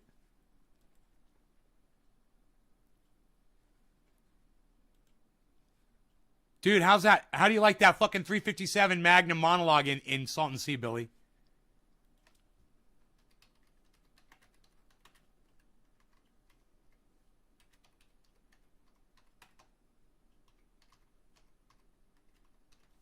I'm literally just typed in Salton Sea .357 Magnum monologue.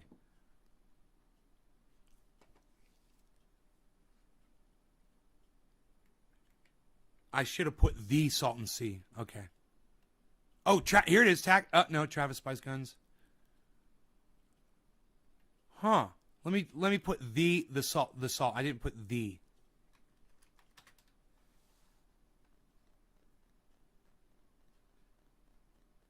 Kid selling gun scene.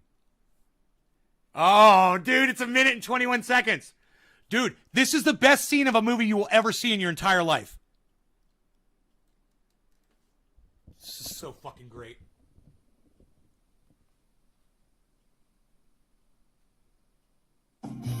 Mister, I only deal in high-end weapons. Mister, I only high-end weapons. And you know what? That is all. I'd probably get in trouble, and I showed you 1 second of it, and I think I can get away with 1 second. There's a certain amount of time that you can show video clips for. So I showed it for 1 second. I'm pretty sure I should be... All sales are final. All prices negotiable. All guaranteed stolen. All traceable only to the original owners. Dude, I'm telling you, look, this is what I can do. I can do this, and I can read it to you. Glock semi-automatic 9mm. Tenefer matte finish polymer grip, fixed sights, 4.5-inch barrel, 22 ounces, double action, and a 10-round magazine. Mister, I could hook you up with this gun for the low price of $350, well below market. Maybe you're looking for something with a chrome finish, something to impress the ladies. Here, let me slow it down a little bit. And that was normal playback speed. I couldn't keep up with it.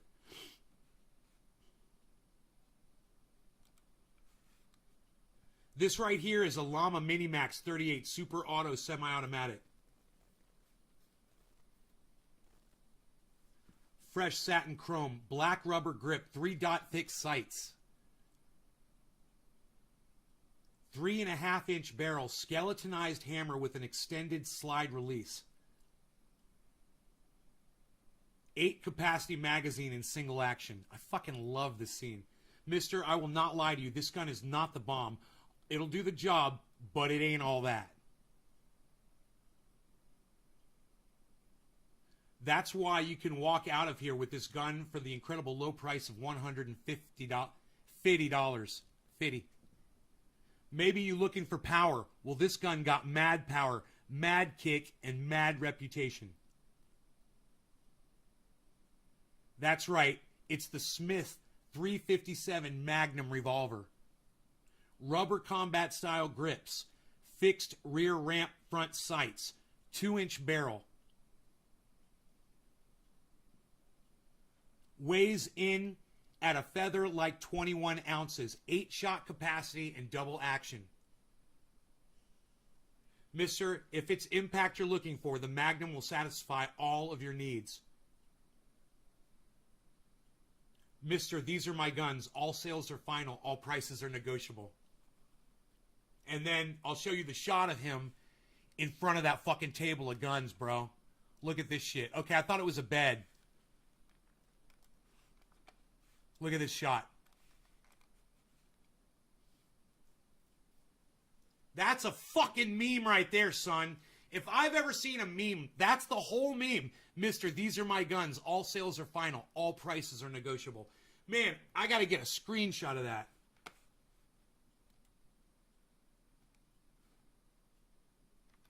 Oh, fuck you. Hold on.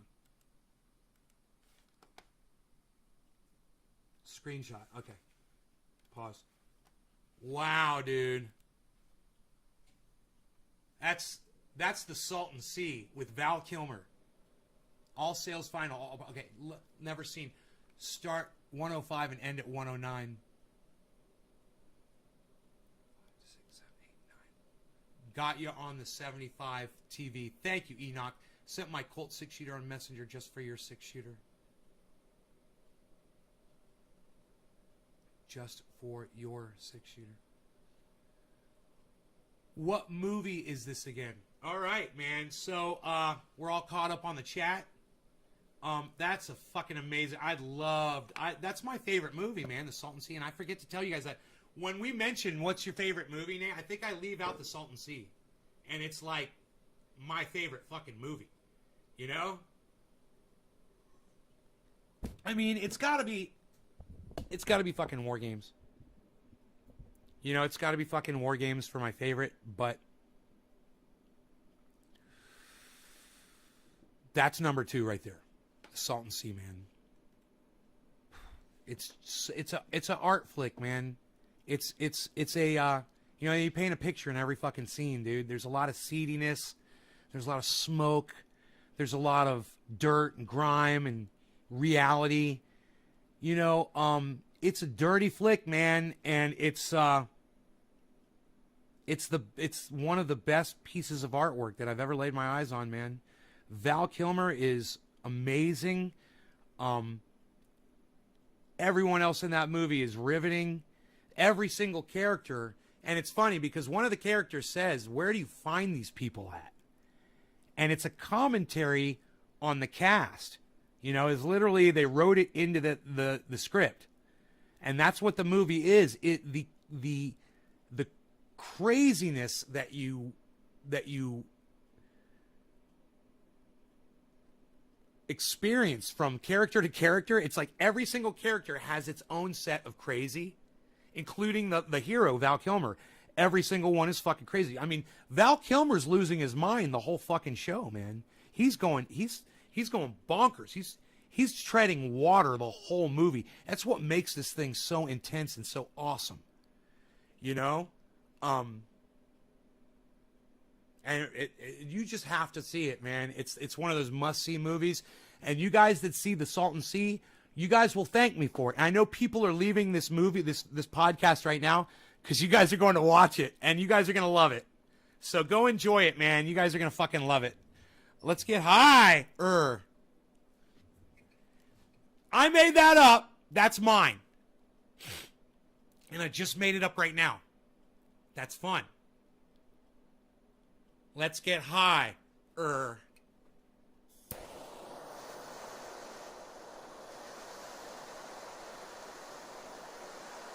Cheers, guys. Pre-dab.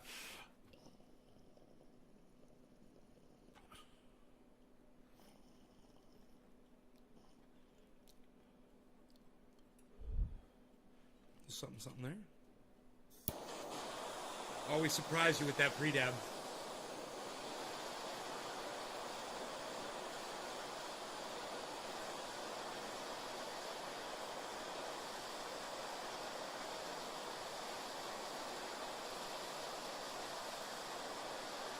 Yeah, Pooh Bear. Dude, when you realize that's the dude from fucking Law and Order, you know, that is why when I watched Law and Order, I already knew the guy. And I was like, I was riveted to Law and Order because I knew what a great actor that guy was from Pooh Bear. Fuck it, bro, that guy's Pooh Bear. Dude, you guys are going to love Pooh Bear, man. He is so fucking dirty. Cheers.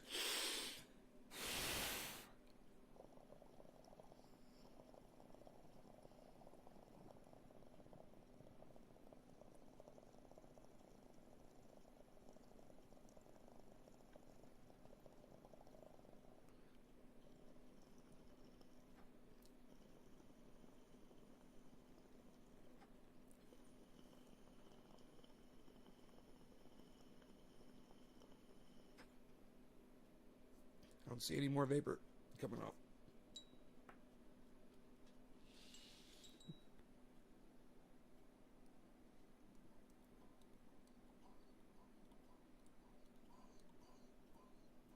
You can't see it very good in this light.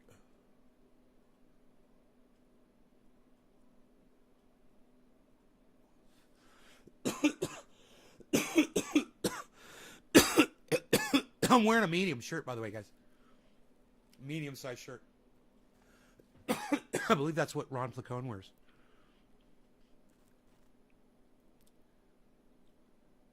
That's how you've always been treated. I give full loyalty, and I found out they were never equal in loyalty at all. Great character. I'd give anything for a friend like that. They don't really exist anymore. Oh, dude, his friend is the friend that gets the tattoo of him on his arm. Listen, I've never said this on the show before, but Josh Kelly is here, and unfortunately, I don't think Eddie is here. But both of you guys have tattoos of me on you, and I want you to know something, man. When I saw that scene from Salton Sea, and that guy, his friend, this is who Billy's talking about, got a tattoo of Val Kilmer on his arm. And he showed it to him. He's like, look what I got, man. And Val Kilmer's like, what's that? He's like, you don't know? He's like, it's a guy. He's like, it's you. He's like, oh, man, what did you do, man? You don't do that, man. He's like all embarrassed and shit. He's like, because you're a true friend, man. He's like, and this is how I feel about you, man. And when you guys, even though that's a movie, when you guys got those tattoos of me on you, man, I felt that moved, man. It was like you said you were going to do it. Yeah, you're here, Josh. I know you're here. And I wish Eddie was here, man. But it's like that scene in that movie. You guys got to watch that fucking movie, man. I'm telling you, if you have not seen Salton Sea, if you have not seen the Salton Sea, I'm getting high, I love it, with Val Kilmer and so many amazing other, bro, dude, what about, I can't think of his name, but what about the Coke dealer, man? What about, have you seen the transparent, he says, have you seen the people made of glass or something like that? Have you seen the transparent man or something like that? What does he say? Billy, quote that for me, bro. And what's his name? What's the Coke dealer's name?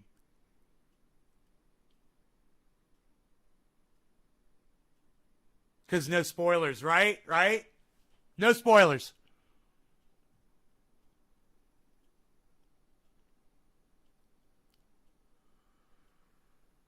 What was the Coke dealer's name, bro? This guy is the biggest. I mean, okay, there's some crazies in this.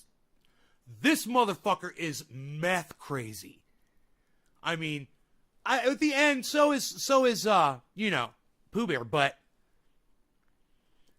this guy is fucking meth crazy.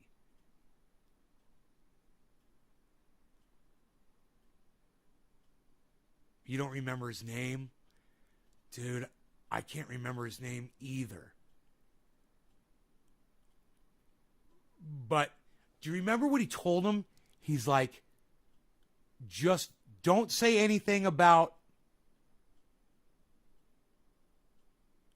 He said... Yeah, he said, don't... His friend warns him. He's like, don't mention something, or he says, don't look him in the eye, or something like that. Oh my God, dude. You guys are going to love this fucking movie. It makes me want to go watch it right now. Don't you want to go watch it? Bobby! It's Bobby! What rhymes with Bobby? What rhymes with Bobby? Bro. And he's like, what rhymes with Bobby? Bro. You thought you could fuck with Bobby? Bro, don't you want to go watch this movie right now? Some movies are timeless, man. Some movies, you can watch them over and over and over and over again. I've seen this movie. I've got it on VHS tape, and I whip out the goddamn VCR every once in a while, plug it into my big screen, and I'll watch it on that just for the graininess of it, man. It's the quality of it is actually pretty goddamn good. Who her? She's fine. Who's under the bed? Oh, her. She's fine.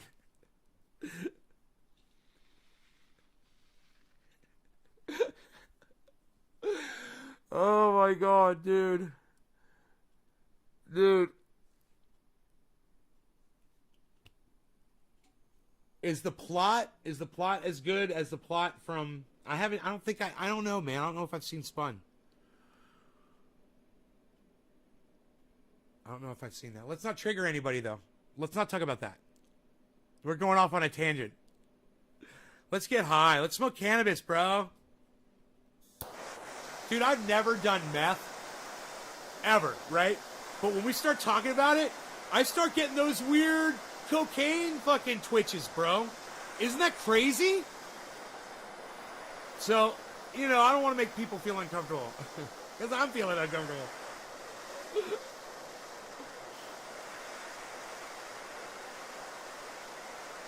All right, guys. No law regarding cannabis. Cannabisism-tisms for all. All of you guys that are watching, thank you so much. Cheers to all of you guys.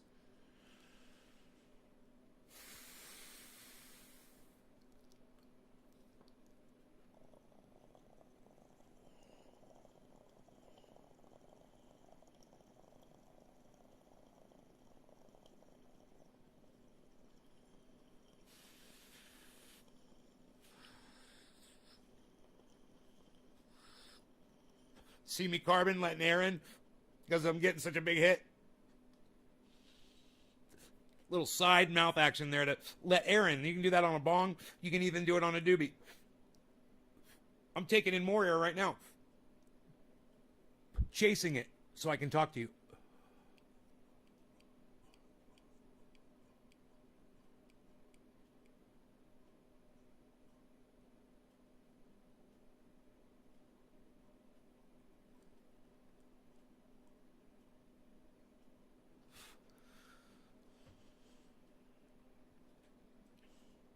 With Mickey Rourke. God, I can't believe I haven't seen that fucking movie, bro. I love Mickey Rourke. Holy shit. I'm on it, Billy. Thank you.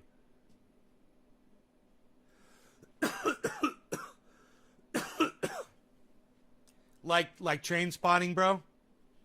Like Train Spotting, bro? Billy?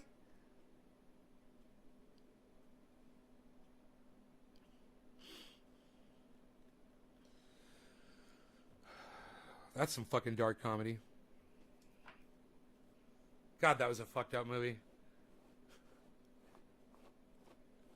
Oh, the scenes. Ah, the memories.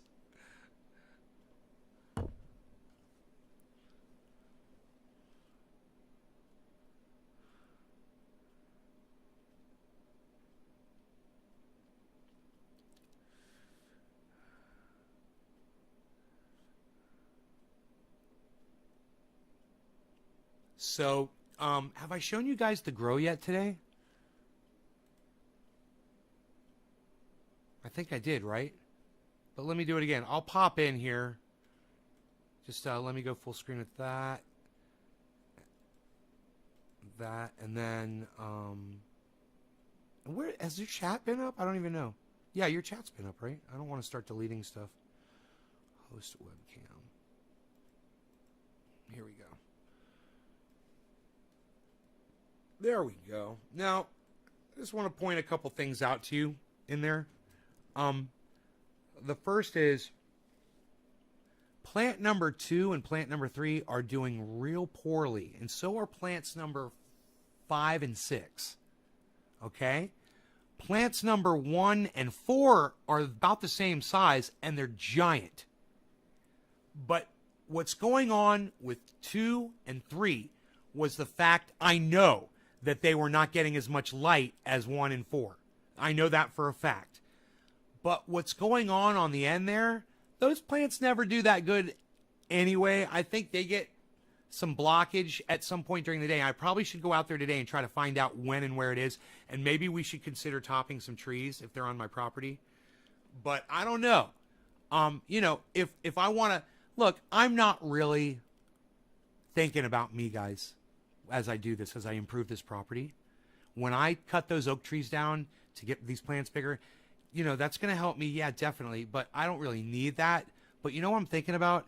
I'm thinking about when I'm gone and somebody else is here, you know, and they're on this property and they're using it and they've got plants in there and they won't have to worry about shit like that because the previous owner, me, already took care of it. You know, if I find a house like this, you know, that's all set up and it's on a fucking river, you know, or a waterfall, and I can afford it because I'm a crypto fucking billionaire, because that's what I really want, man. I want to be on a nice, beautiful waterfall, you know, with fish and everything. I love that shit. I want to be around that kind of shit. And if I find a house that's, you know, more beautiful, and I would think a house on that kind of property would be more beautiful than this kind of a home, but not necessarily. There's a lot of cabins on beautiful property too. But if I found something like that, man, you know, there might be somebody else here, you know, could be Iceman, you know, maybe Iceman would want to live here. It's pretty amazing. It's so fun watching these plants grow so fast. I'm still wondering if they're going to be as big as last year's, because, you know, I had that huge jump. They were 6 feet when I put them in the ground, I believe, last year. Correct me if I'm wrong, guys. I can't remember. Or no, maybe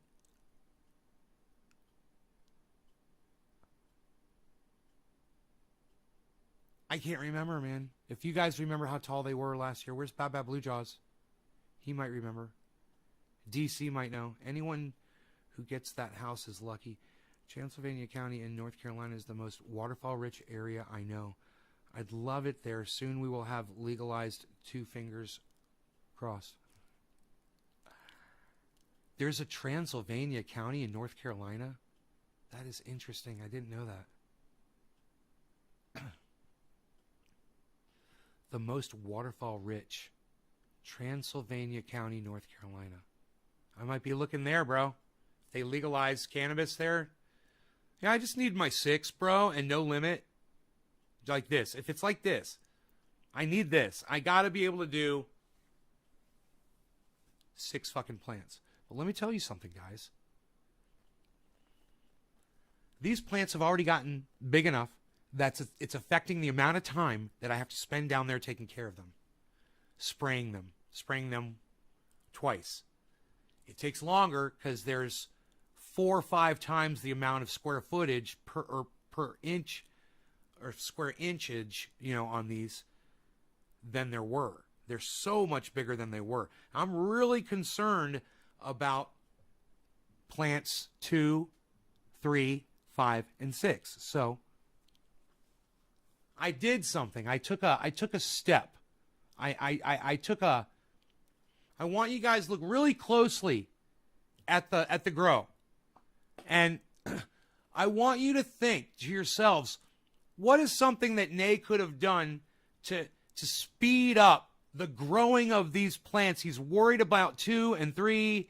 He's worried about 5 and 6. What did Nay do? I made a change, and I changed all 6 of these plants. I did something. It's visible. I want you guys to look very closely, especially those of you like Enoch that are looking on a 73-inch TV.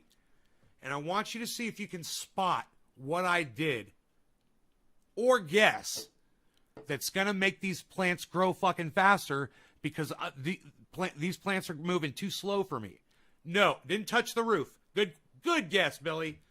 Good guess. Didn't touch the roof. It's something that you guys can see. It's down where the plants are.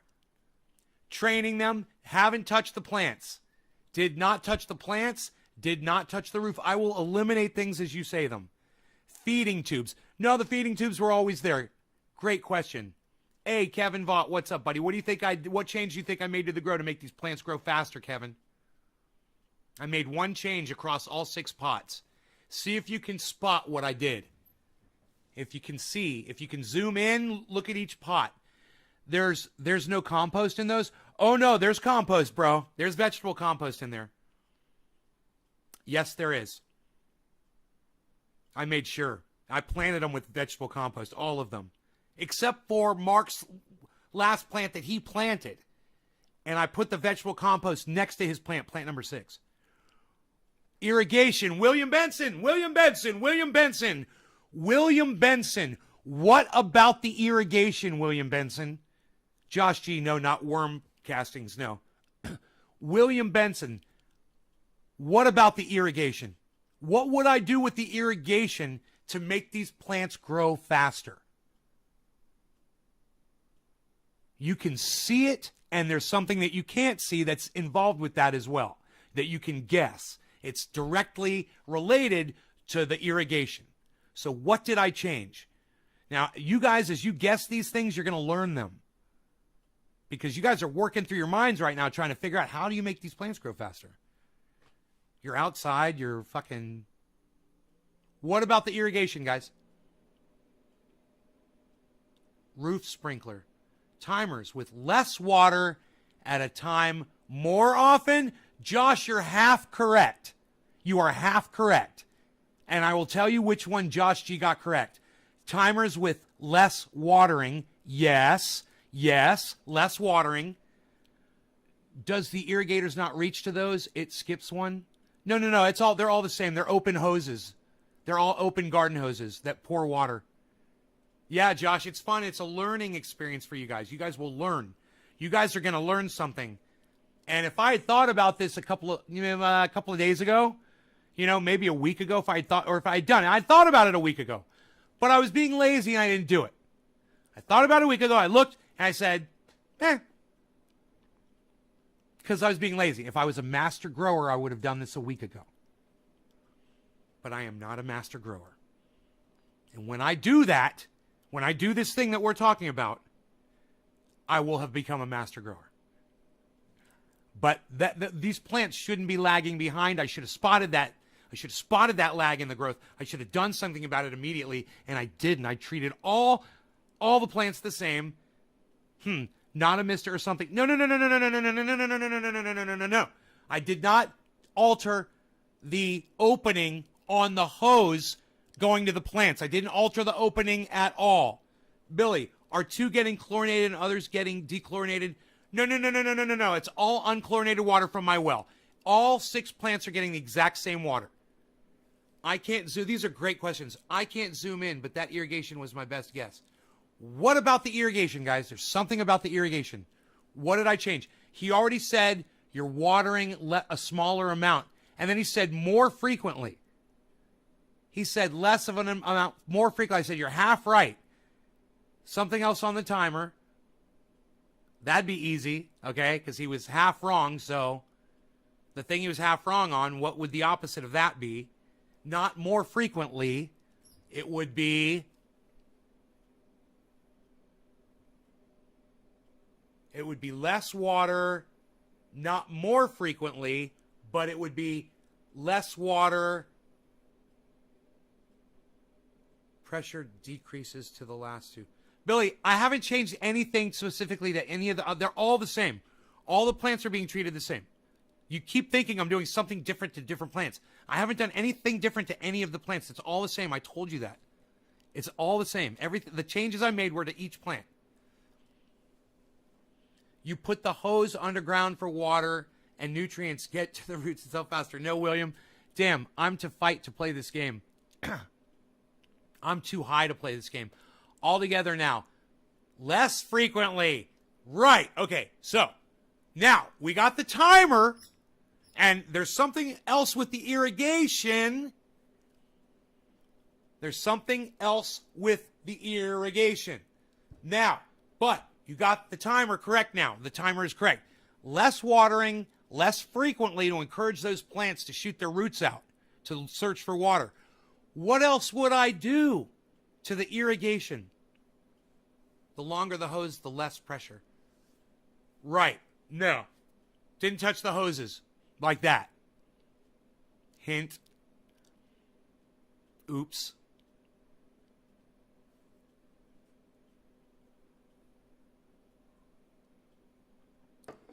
I still got Covfefe? Psh, I got Covfefe. Shut up. We're going all day.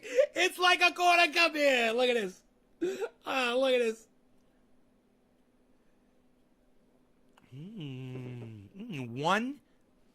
One tablespoonful of creamer with sugar in it.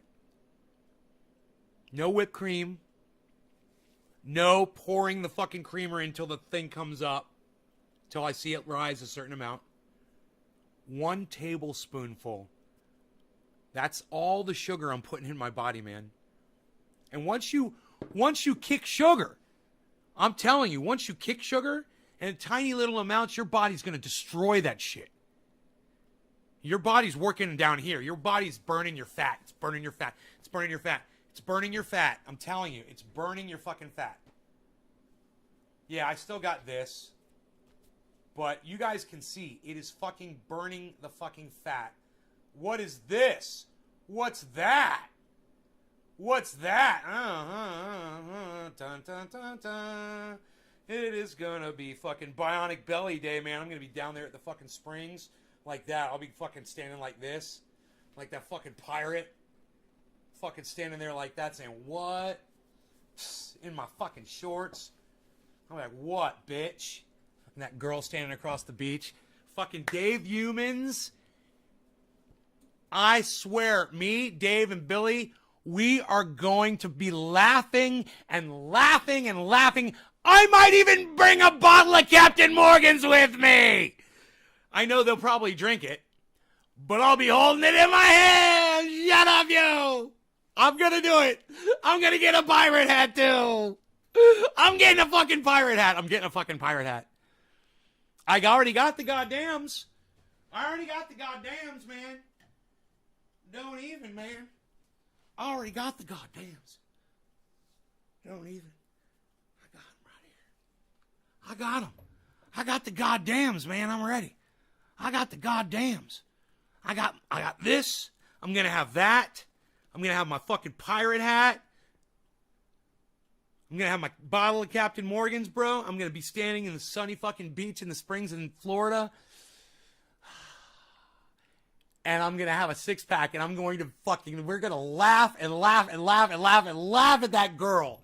And be like, hey, you ain't the queen of nothing no more, honey. There's a new king in town. Boom! Pow! What? Bulletproof, son.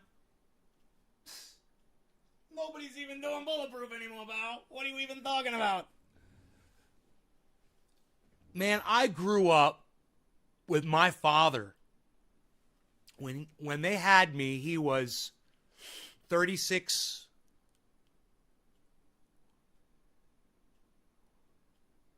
So he may have been 33 years old.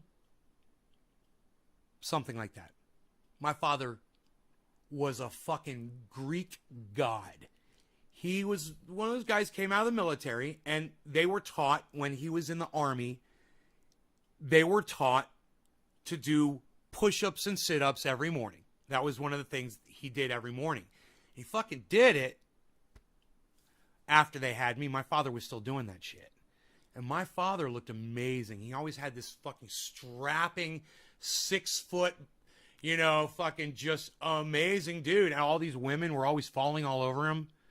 It was like that scene from, really, it was Mr. Mom when the woman, when she leaves town and Keaton is home and the neighbor ladies coming over finding excuses to come over and hang all over him and shit. We literally had a neighbor, we had several that used to flirt with my dad like that.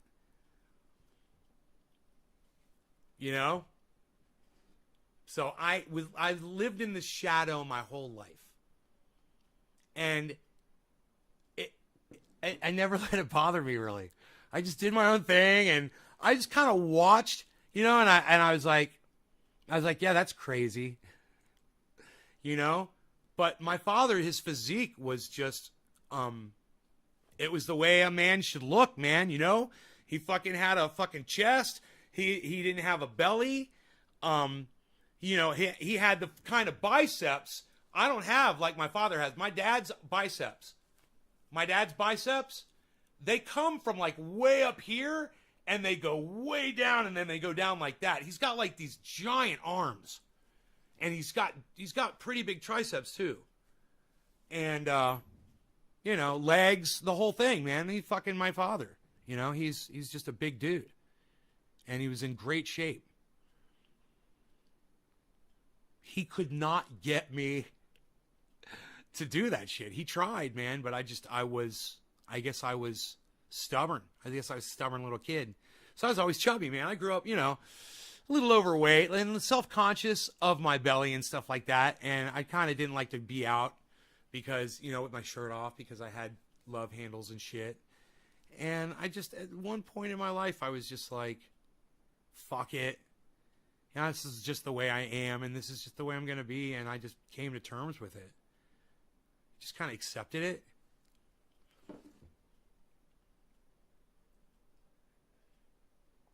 You should start planking. You want to see me plank, son? Here, look at this one. Look at this one. I'm working, bro. I'm working. I'm planking.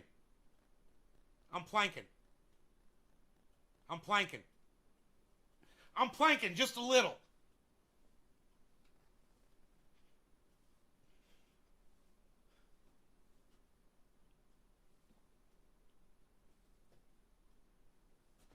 Oh. I'm planking. There. I like to plank. I should give planking a try. I do it every day on the fucking show. I hold positions, son. I'm yoga, man. I'm pro fucking yoga.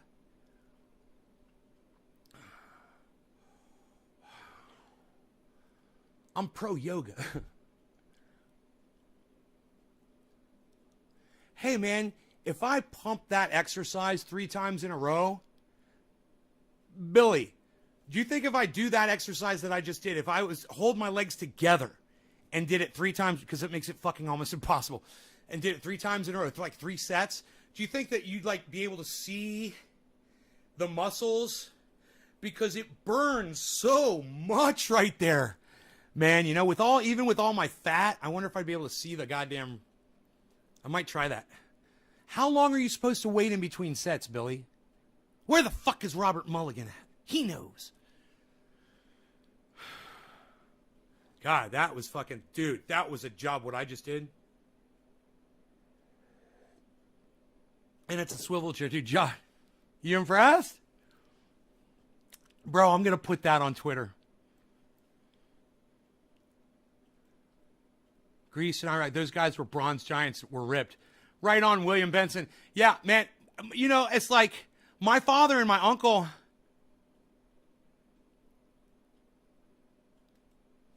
My uncle also with that kind of a physique, and he was also military, Here,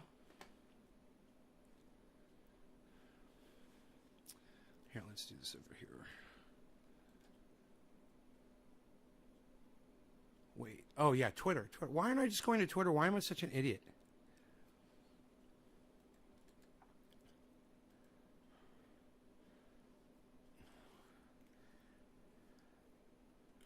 Hashtag it. I got a hashtag for you, Josh. I'm going to put it up. I plank. Hashtag I plank. Tweet. Oh, Griffin's on Twitter. Tweet. PayPal can make their platform better by making all transactions available on your account summary and not just the first 3. Fuck yeah, bro. Fuck yeah, man. At PayPal. Fuck yeah. At PayPal. Support. At PayPal. UK.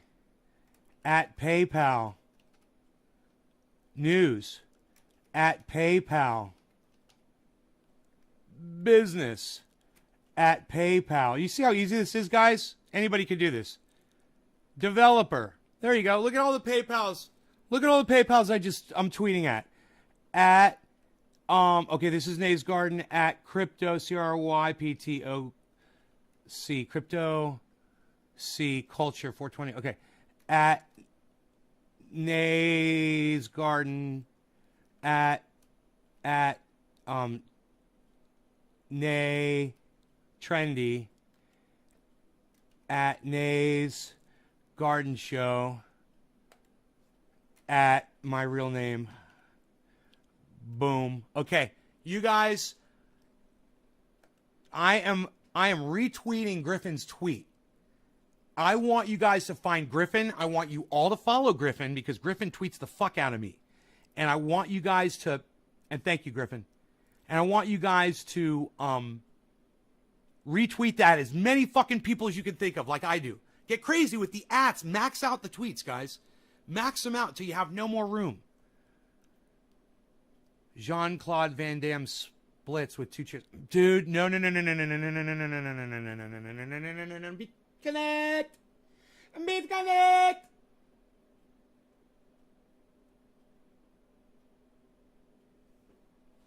Do you guys think it's weird that I have pet spiders that I feed flies to? Let me know.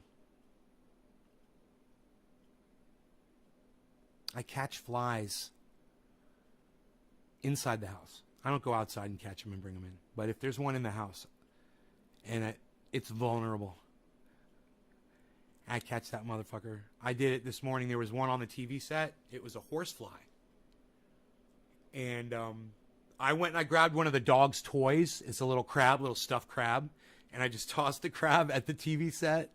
And I bapped the fly just enough to make it fall on the entertainment center table. And it was just like, so I picked it up and I went over to the spider web like I always do. And I went, and the fly goes, hangs in the fucking web. And one of the spiders goes like that. And then the fly moves again, and the spider moves really close to it. And then it moves one more time, and the spider's like starts wrapping it up, and the fly starts moving. And I never get bored of this. Nope, not at all. Thank you, Sean. I never get bored of this. Spiders, bro, Griffin is a cool guy. Nick Brown, yes. Grandma called. Okay, Orca, Grandma Orca. I find something else to use. You're tearing your chair to shit. I'm tearing my chair to shit. Bro, I got news for you. This isn't my chair, man. I've got 6 of these. And my other chair is in the kitchen because I spilled water on it. I told the story at the beginning of the show. I spilled water on myself. I had to change all my clothes right before I started this podcast because I spilled water. I was looking down the hallway to see if Rogie was waking up and coming down the hallway. And I can't remember if he was coming down the hallway or not because I spilled water on myself. And it spilled here on the table and on my jeans and on my chair and on my shirt. So I had to move the chair into the kitchen, grab another one. So this is a totally different chair.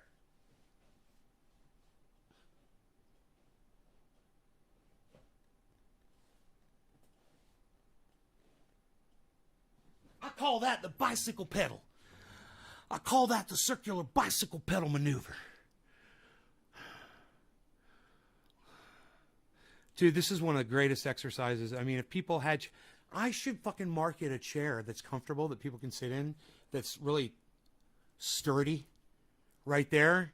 Just for this, man. With big fucking nice padded things that'll last forever. That you could put your hands on and do these exercises with. Because... And anybody that wants to do it can do it.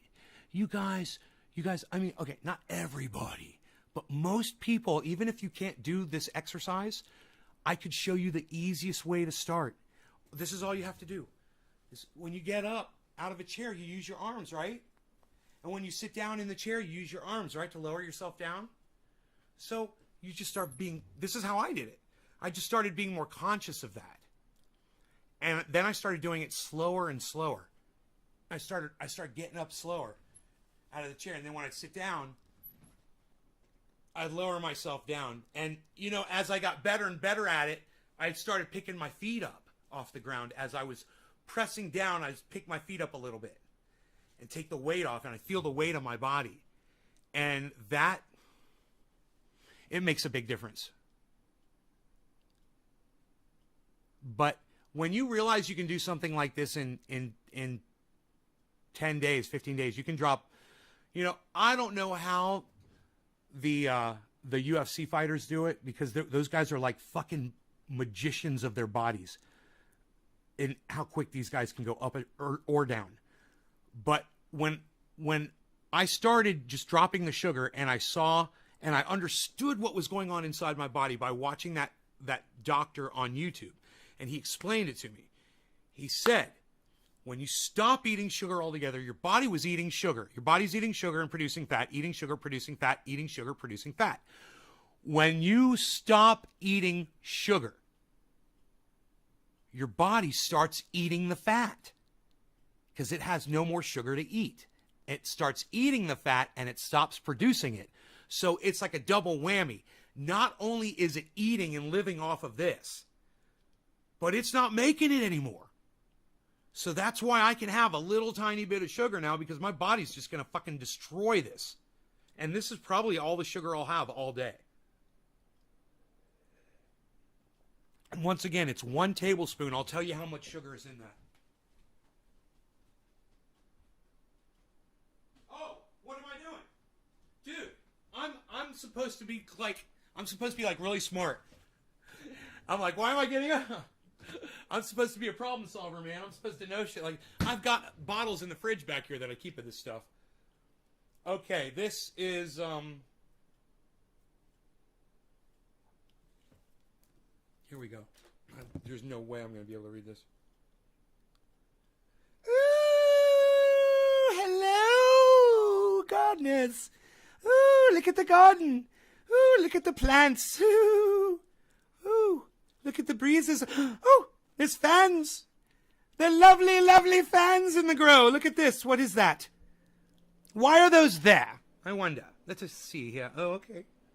I'm supposed to look at something. Yeah? Let me see what we've got here. Oh. Sugar. Oh, lots of sugar.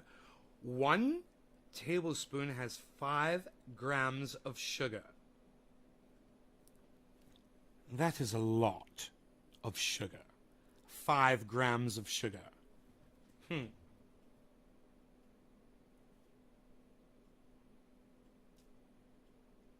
is really the only thing I would be worried about here.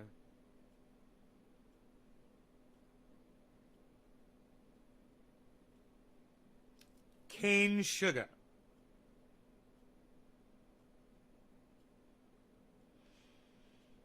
Sucralose, that is another form of sugar.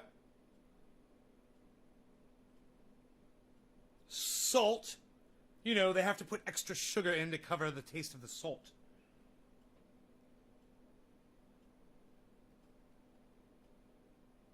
Oh, it's produced in a facility that produces nuts. Nuts. And soy products.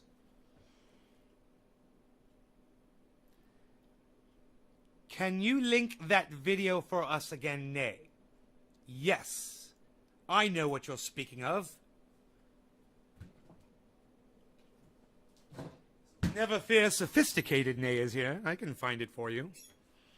Let me see what we've got here, folks. The YouTubes. We'll pull up the YouTubes.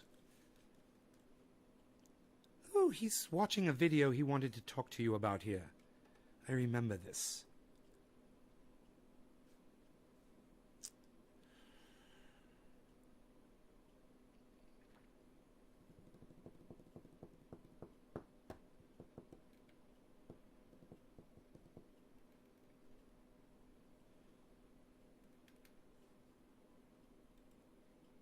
Dr. Eric Berg, DC, is the channel name.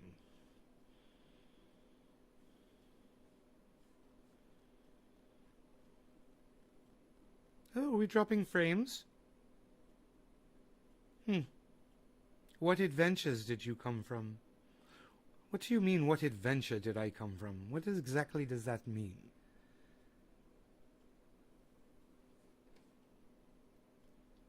Billy has a link. What sources and sort of link do you have, Billy? What various sources and sorts of links do you have there, dear sir?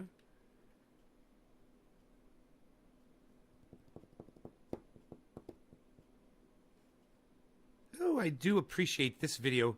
This is what happens if you stop eating sugar for several days. Here's a link to the video.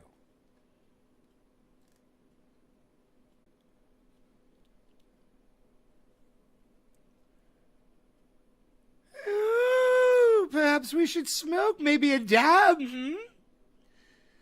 What are we doing here? A little bit of this Pinoy action. Pinoy grower. It's a little messy here. He's so dirty. He's so dirty. This whole area needs to be cleaned up. Ooh, pumpkin spice. I love it. I don't know why he puts creamer in it. He ruins the whole flavor.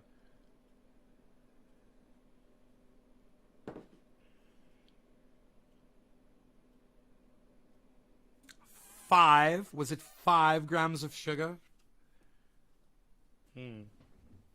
5 grams. Might want to go sugar free on his creamer, maybe. That's what I'm going to recommend.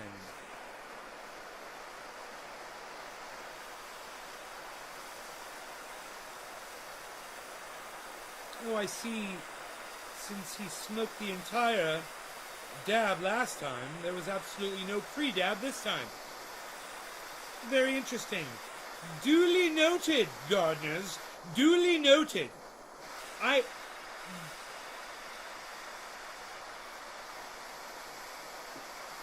Glitch, hello. I'm fine, thank you for asking. I'm going to be doing a dab here. Dabbing.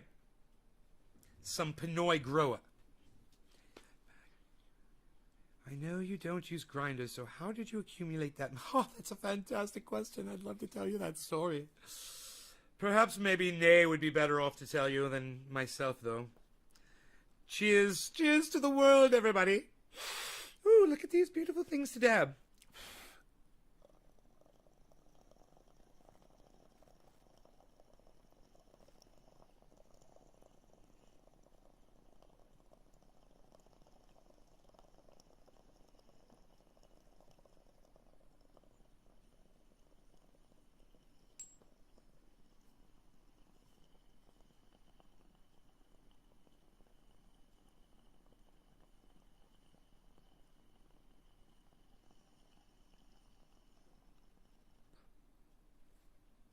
And there's no more smoke coming off.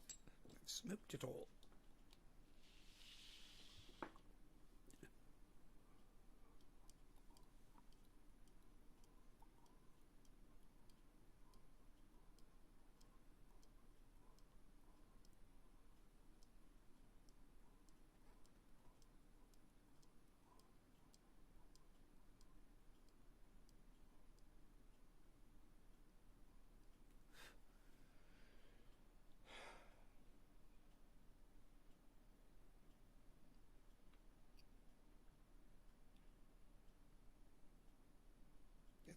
Very nice. Did you guys have fun with Sophisticated Nay? I can only take so much of that. So, you want to know where that bag of Keith came from? That is a great question.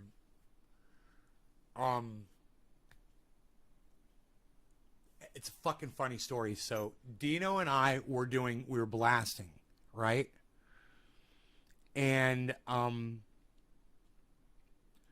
we had cannabis that we were blasting, and then we had the trim that was left, and there was a lot of fucking trim. So we needed, you know, a way to get Keith in a efficient way in a large quantity at a time. I had a product from my buddy. It was called, I still have it, it's called the Pollen Pail. And he, you know, manufactured this thing. It's just a 5-gallon bucket with a ring. You just got ring micro screens that go over it, different size, different micron screens to go right over the circumference, is it, of the or the diameter of the 5-gallon paint bucket. It's standard, right? These are all standard things, and those things are paint filters. They're standard paint filters. You could just buy the shit. But he put it all together and he called it the Pollen Pail, and it comes with 5 yellow hard marbles that are made out of hard rubber, and those go inside in the top. And you take your cannabis and you get dry ice, right? You get dry ice if you really want to do this good, man. You want to know how we did this? You get dry ice. This has got these rubber balls inside. It's a I could grab this thing. I'm sure it's in the back room, or it might be down in the garage, or I'm trying to remember where it is in the house right now. Oh man, it could be right there in the laundry room, actually. I think it's in the laundry room. Michelle, just look, man. If it's there and I could show it to you, this would be way better than just describing it.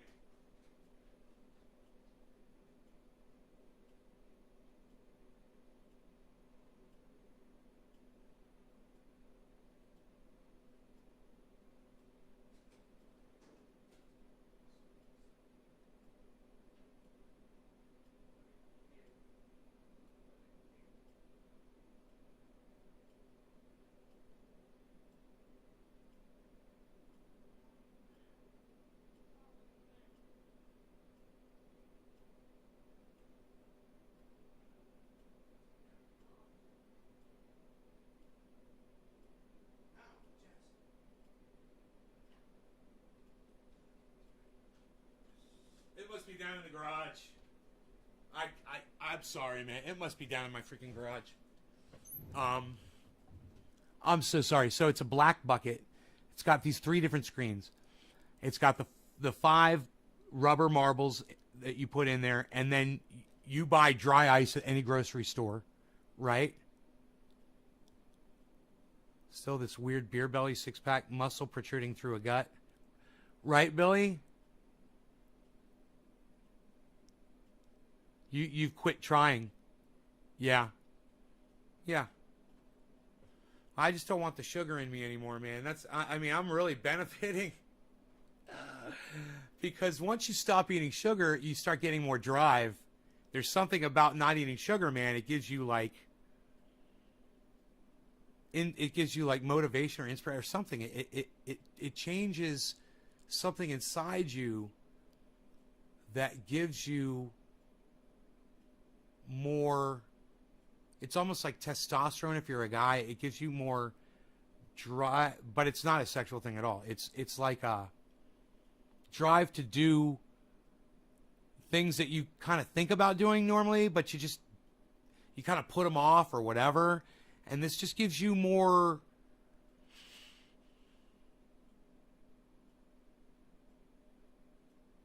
I'm just trying to think of the right word. You know, like when I'm doing these live streams, I used to just sit and be in the moment, you know, and do the live stream.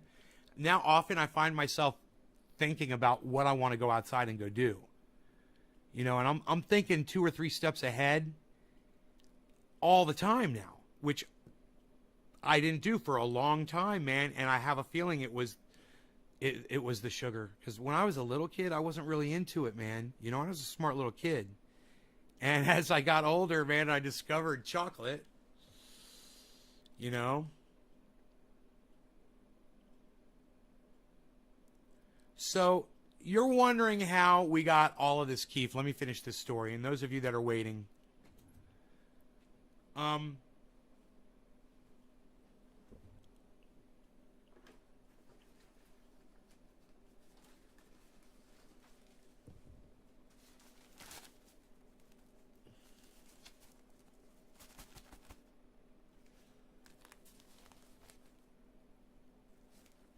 So I had this pollen pail, and we knew how to do it. And we'd used it before. And what you do is you take your cannabis and you mix it with dry ice. And I know this sounds weird, right? And those marbles in the top of the bucket, you put the top of the bucket on, right? And you can either press the bucket top all the way on, or you can just hold it on, because you have to hold it.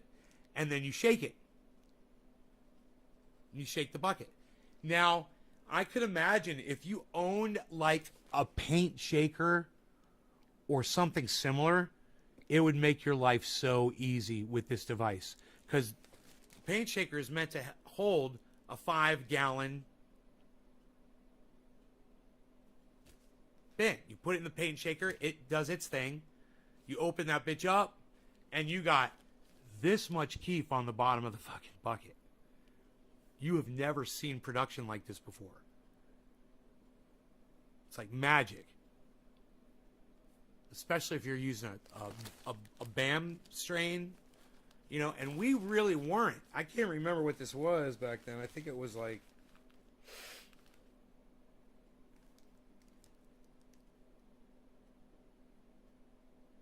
I can't remember, man. I can't remember what they called it.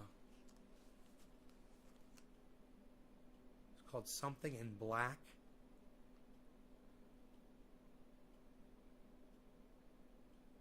Remember, but there's still some really nice boulders like this one, man. Look at this one. Holy shit. Oh my god. Look at these.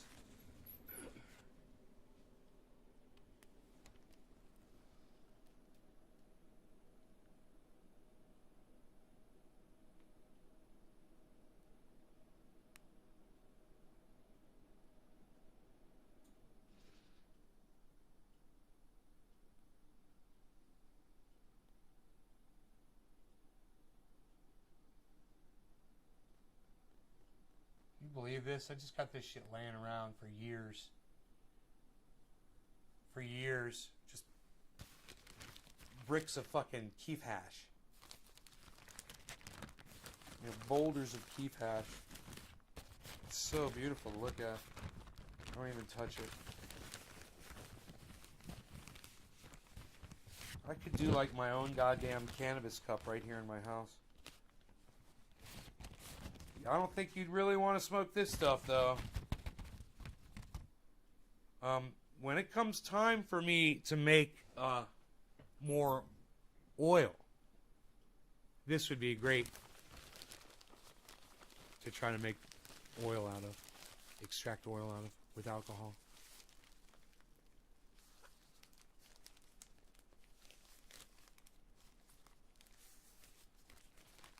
No, that's pure boulders of keef, bro. Pure keef boulders, man. So if I wanted to, I could press that into coins of keef. If it's still bouldering up like that, you know, because that shit started out as powder, and it just bouldered up in the bag. You know? I should get a picture of a whole bunch of those, man, you know? That'd look bad as fuck. Put it on my Instagram. I'm trying to think if I should put it on something. Or just,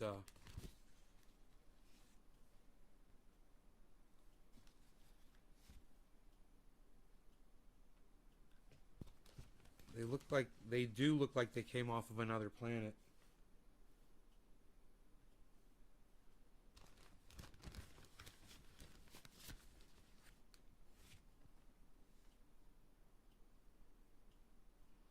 Oh, they look delicious. Bro, when I do it like this, they're looking so tasty, delicioso right now. Oh my god. Oh my god, bro. They're like, fuck, bro.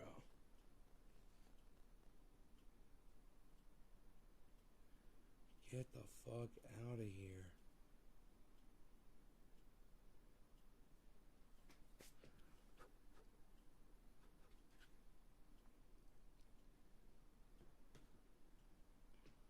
Just move everything out of the way. Okay, I hope my phone is off. You want me to smoke one? Dude, it might be the nastiest thing I've ever smoked in my entire life. Okay, I'll try it for you. I will try it. I got a clean bong, and I will try to smoke some, but I'm not expecting it to taste good at all. I'm expecting it to be just fucking horrible. Bro, do you know how old this is? Dude, I haven't even finished telling you guys the story yet. So those of you guys that are still here, kudos to you. Here's the rest of the story. So we needed a way to do a whole lot because we were looking at, we were probably concentrating 8 pounds of cannabis or something. It may have been blueberry, but it was a blueberry that we didn't like. It was like DJ Short's blueberry, and we both fucking hated it. And you're like, yeah, let's just fucking concentrate it all, bro. So we took, 8 pounds to blast. We took 2 pounds to turn into, keef or whatever. But there was no way we could sit there and shake that fucking thing, and we didn't have a paint shaker. So Dino's like, we don't need a paint shaker. I was like, why? He said, because we got a Kenny. I'm like, what's a Kenny? He said, Kenny's a guy who will do just about anything that you need him to do if you hook him up with something to smoke. And if we say, you're going to get some of this keef out of it, he'll do whatever we want him to fucking do. I'm like, really? He's like, yeah, and he can fix anything too. Anything. He's like, you got anything that's broken that you need fixed? I'm like, well, my weed eater doesn't fucking work. He's like, weed eater? Bro, he'll sell you a fucking weed eater for fucking $30. Just fucking badass, brand new condition. I'm like, what? He's like, he's got a whole garage full of weed eaters and lawnmowers. I'm like, what, man? So, he brings Kenny over. And Kenny fucking sat there and shook this whole goddamn 2 pounds for us, man. While we sat there and blasted out on the driveway. We all just sat there and chatted. It was so fucking cool, man. He hooked us up.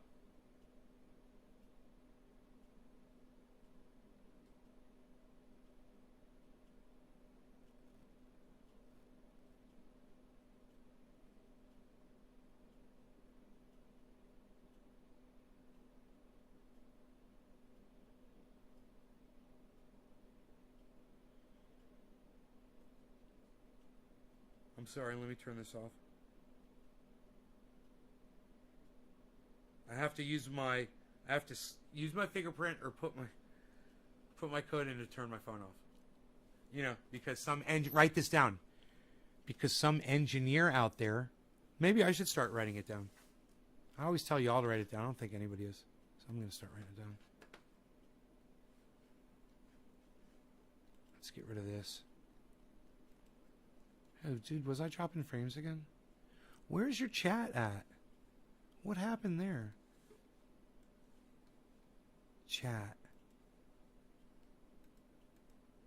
There we go.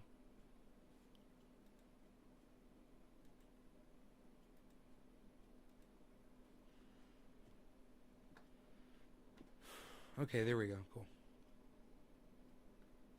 Yeah, I gotta get a picture of this. Forgot what I was fucking doing. I turned my phone off. I turned my phone on to take a picture. And then I turned my phone off before I took the picture. Because I'm not high at all. Why you beasling? Little beasel.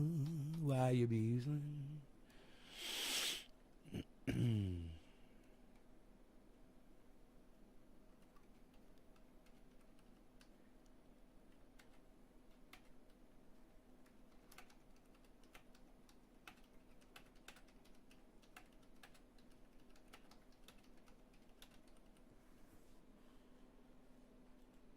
There. I must now use a code to turn my phone off. Engineers. Oh. I had to reuse my fucking code again. Okay. Let me just do this. Let me get this picture.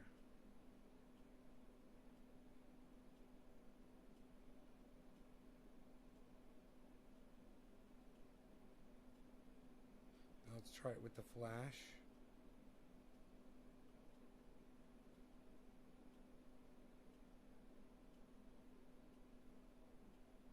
Let's try it like this with the flash.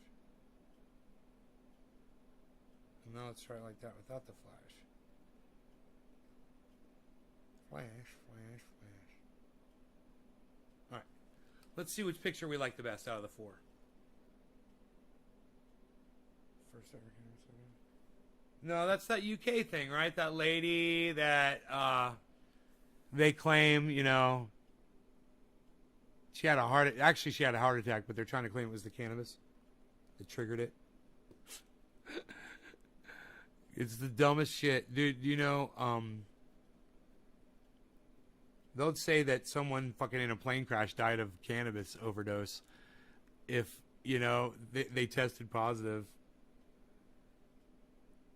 Oh yeah, it was the cannabis that killed them. It's fucking the UK, bro. It's all propaganda bullshit. I don't know which picture I like the best. That one's a little out of focus. That one's in focus. That one's really in focus. Oh, this is the one. The last one I took, man. It's going up on my IG.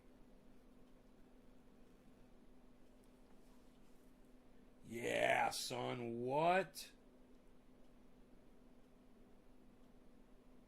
Dude.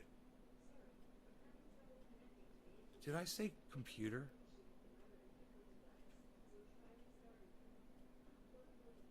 My computer's talking in there. Write a caption. I'll write a caption. Come see my 3 times daily live podcast. 10 years running. Did we say what year was that first live podcast? I'm just going to say 10 years. Come see my 3 times daily live podcast, 10 years running. That's what I'm putting for the title on IG. Billy, oh, where are you at, buddy? Where's he at? 3 hours ago. Where is that, bro? Looks a big over. Is that... Dude, is that hotel on an overpass? That is the... What is that? That is the weirdest looking optical illusion. Oh, what is that? Oh. Oh, I see. It's behind a structure. I see. That's the overpass. Oh, that is a funny optical illusion.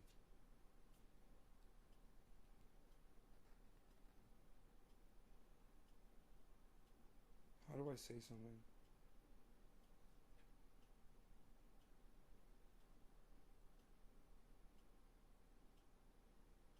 You created an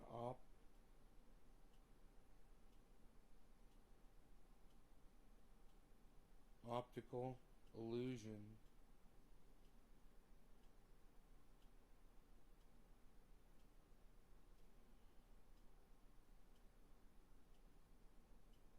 A hotel on an overpass. You Drive Hunter.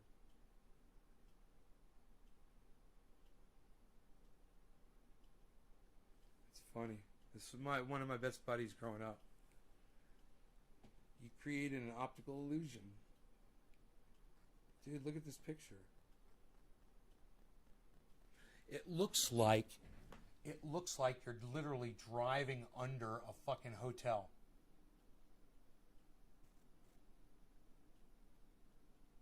It looks like the hotel's sitting up on the overpass. Isn't that funny? And it looks like those cars are going to drive right underneath the hotel. It's great, man. What a great little fucking optical illusion. He doesn't even realize he did it. I wonder where that's at. I bet you that's near the airport. Is he going somewhere? Are you flying somewhere? I wonder if he's out near the airport.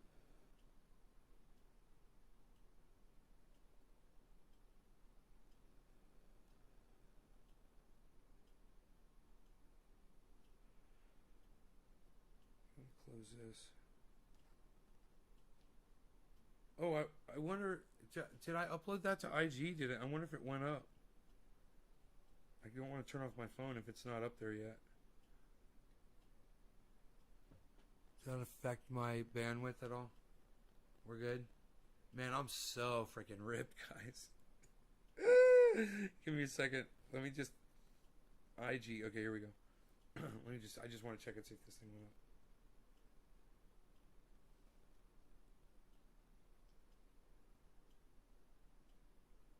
My little Keith pile here.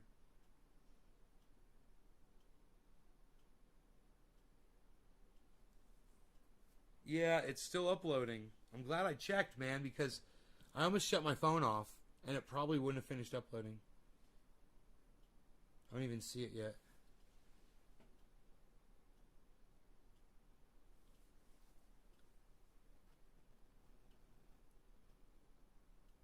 Dude, I'm sad.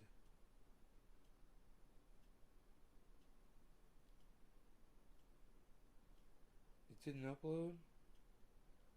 Oh, there it goes. There it goes. It just uploaded.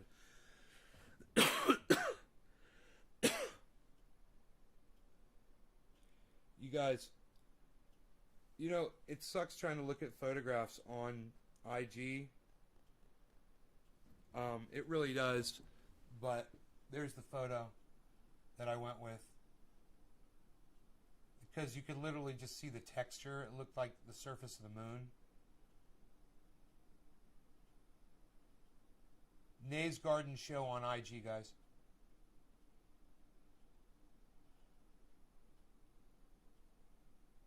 Come see my 3 times daily live podcast 10 years running.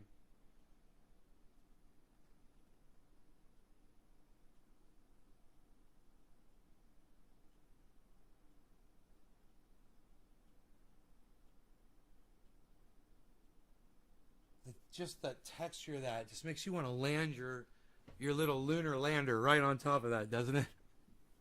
I want to land my little lunar lander right on top of that pile of rocks. They look like gallstones.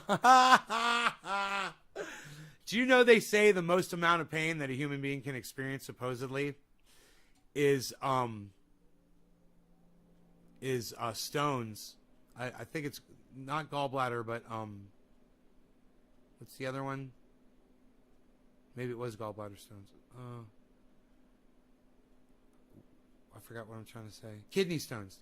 Kidney stones. Kidney stones, the most pain that a human being can experience.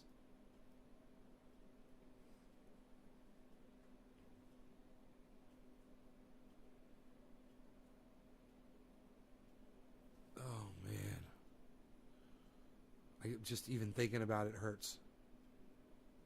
I think I'm trying to pass one right now. Ugh, it hurts so bad. Oh, God.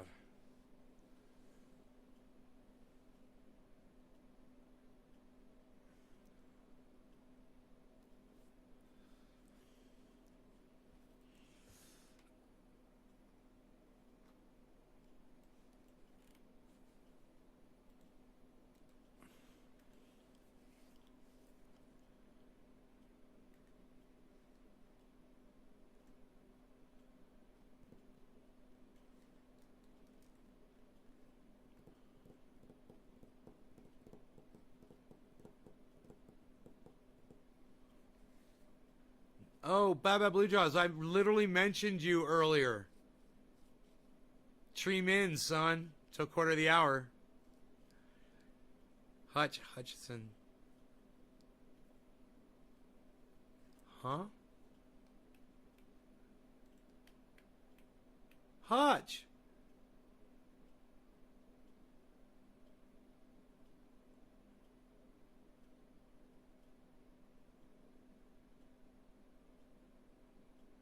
Jesus fucking Christ, Hutch, I'm sorry, brother. Welcome to the show, man. I missed you so much. I didn't even see that you came in, man. I totally fucking missed you. I'm glad you're here, man. I was just thinking about you, bro. It's fucking crazy. I think about so many of you. No notifications. Are you on Twitter? You're on Twitter. Get Twitter notifications, bro, from my at Shader Ben, bro, on Twitter. You'll get notifications from that, I bet. I wouldn't be surprised if that one worked.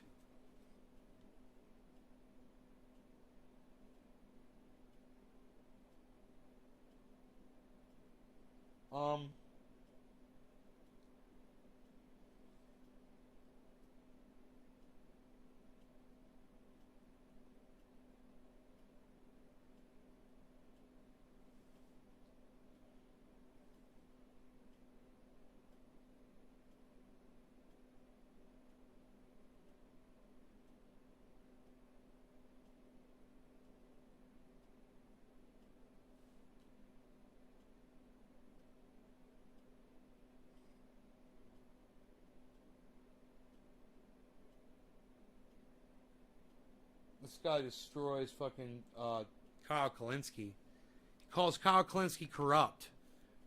What do you guys think when someone says someone's corrupt? Okay, Google. Corrupt definition.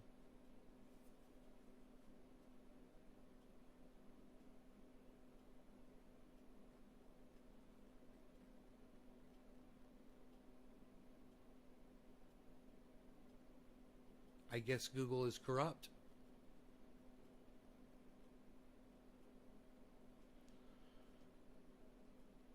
Ever start gold leafing something with a texture, you'll never get done. Here's the definition of corrupt.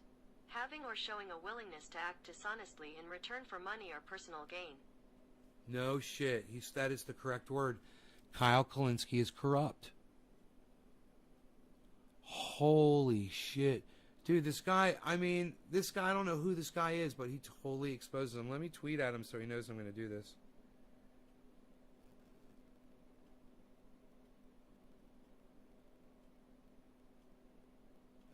Can I message him?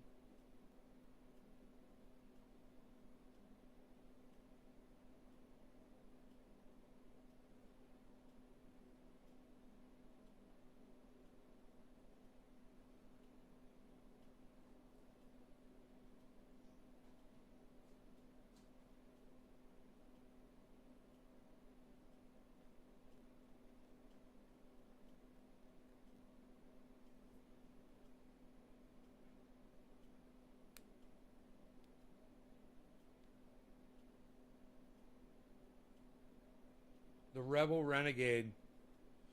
This guy's name is Brad Stewart. At Brad Stewart 1347. STEWART. Stewart. Stewart. STEWART. Stewart. 347. At Brad Stewart 347. That's him on Twitter, right?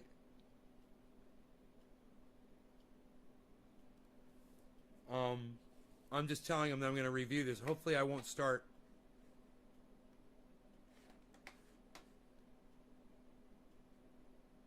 Oh, I had Twitter open all this time? Motherfucker. I didn't know it. So he might not have his Twitter Messenger on, which is fine.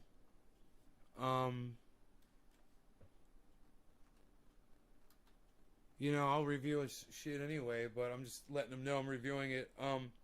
He does a really good fucking takedown of Kyle Kalinske. And just because Kyle Kalinske is corrupt, and he is corrupt, doesn't mean I'm going to stop watching him. But he is fucking corrupt. This guy is calling for the silencing of people. He says they should be purged. And I just disagree with that. Kyle has redeemable qualities, but it's okay to expose his weaknesses too, you know? So that's all I'm going to do with this guy right here. He's great. Is the Rebel Renegade, right? The Renegade Rebel. The Renegade Rebel. Hey, Lee Camp's live. Okay, the Renegade Rebel. Let me try that. The Renegade Rebel. I'm seeing if he comes up. He doesn't.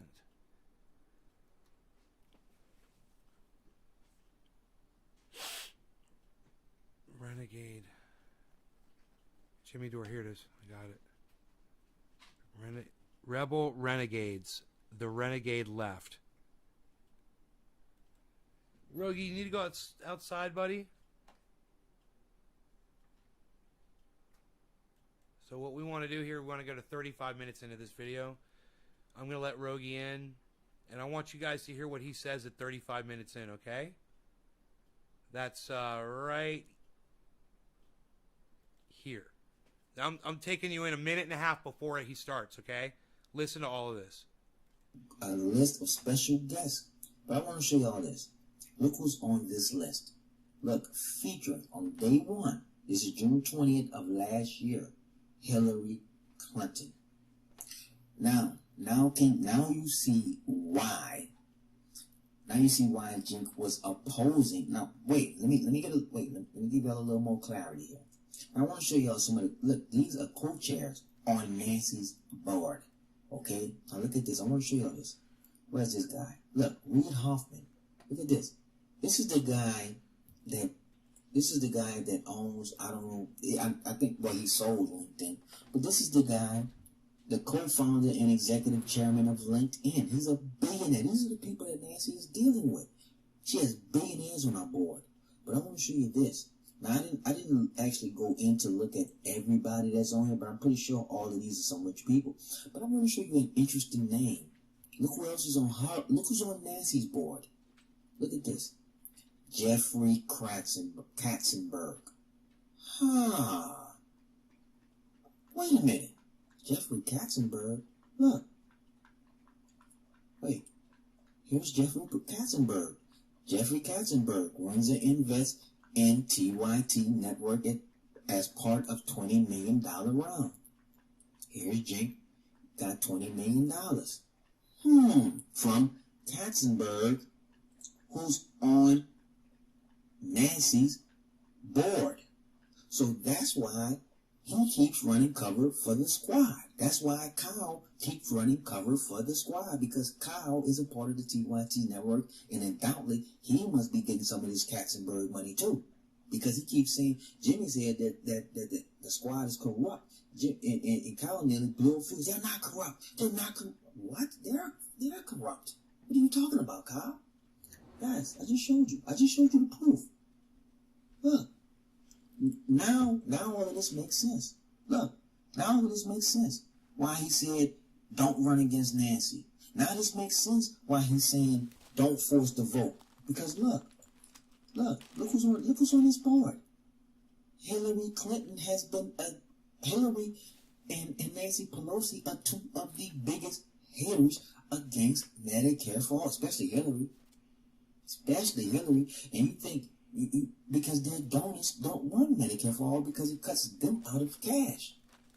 So if Hillary is on this board and Hillary really hates Medicare for all and Nancy hates it, and his donor who I just showed you, Jeffrey Katzenberg, the same guy, while this schmuck is sitting here laughing and smiling. Does it make sense now? Now let's do all the connections. The Justice Democrats, Kyle and Jink. Okay? AOC and the squad. Okay? Joe Crowley, a 20-year veteran corporate Democrat. He gets knocked off by a Justice Democrat named AOC. AOC is tied to Jink. Jink is tied through his donor to Nancy Pelosi. So this guy Kratzenberg, and Kyle said it in a video, Kyle said, we did this to take out Crowley. And he said Crowley by name, and then he said other Justice Democrats. I mean, other corporate Democrats.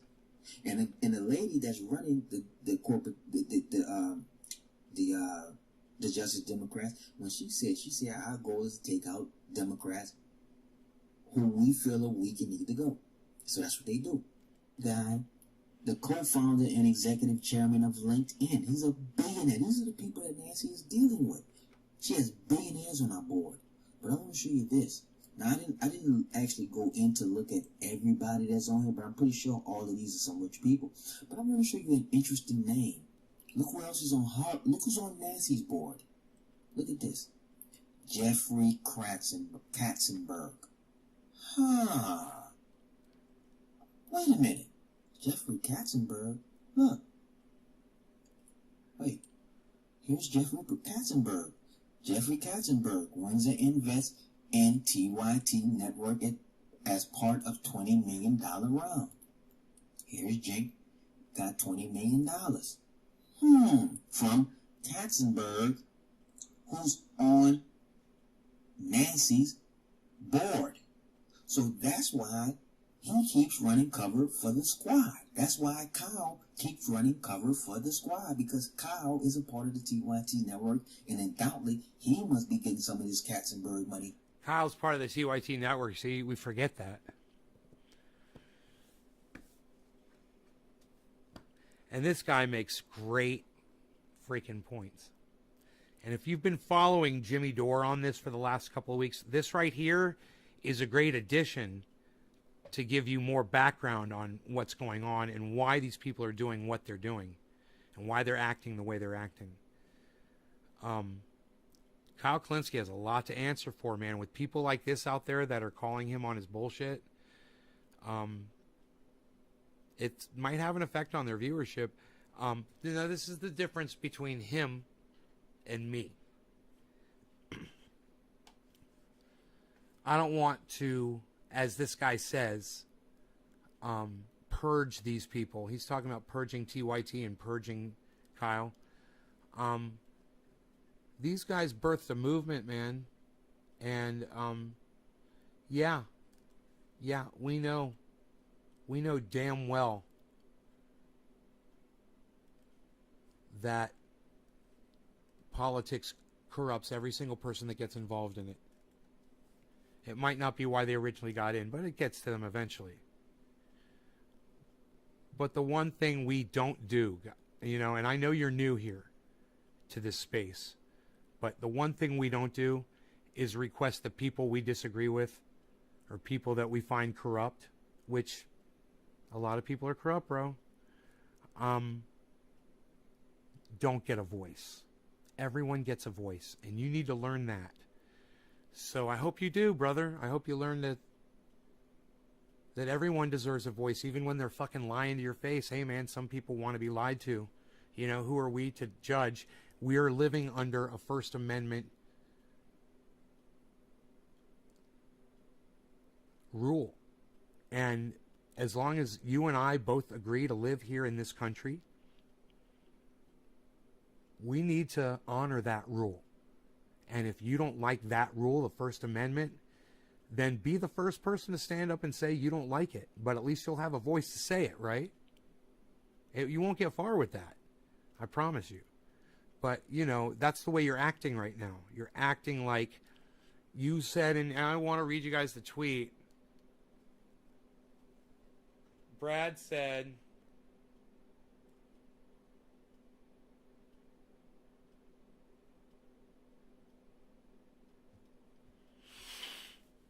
what is it in the description of this video he says this, or is it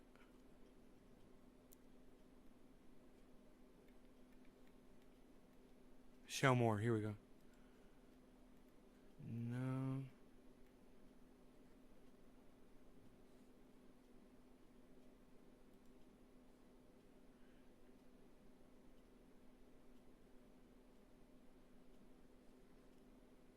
Yeah, he says, thanks for the thumbs up. This was a response to me, guys. I want you to see, because these are his words. It wasn't a tweet. It was he responded to my chat under his video. And it says this.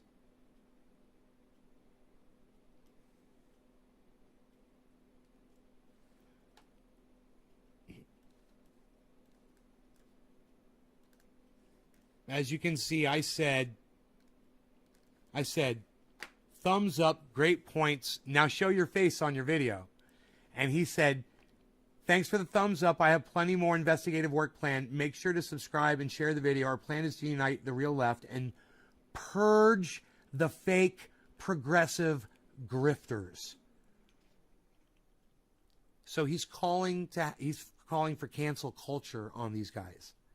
And I totally disagree. I tell you to subscribe to everybody, you know, and just know when people are lying to you, man, and learn. I'm going to teach you by watching this show. You're going to keep it real. But as long as I keep it real and Rebel Renegades keep it real, we don't have to ask for or call for the removal of someone. And that's what he's doing. So, you know, take a second look at that, because it's, these guys have been here for years. They've won a lot of hearts and minds in what they've done. And yes, they are wrong. And yes, they are covering each other's backs. And yes, you have exposed that, and keep doing that. And we love that. But just don't ask for them to be silenced. That's all. That's borderline Nazism. It's fucking straight up. It's blatant Nazism. What am I, crazy? It's fucking Nazism, bro. If you disagree with someone, it's okay. Even when they're wrong, it's okay. Have you ever been wrong about something? Are you telling me you've been right about everything your whole life? Because that one time that you were wrong about something, what if everyone said, well, you need to be silenced forever now? You know, you need to be purged. To use your words, bro. Purged. Bad choice of words, maybe? I hope. I hope, man. It's great. Instead of saying purge, say expose. Say exposed. In fact, I'm going to reply. I prefer exposed to purged.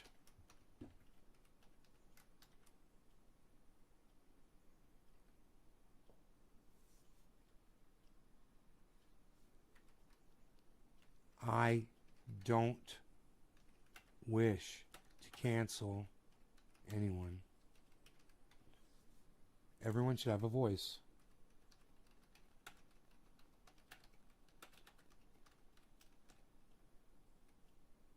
You know, and if I've called for the cancellation of people in the past, which I'm sure I have, I did it out of stupidity.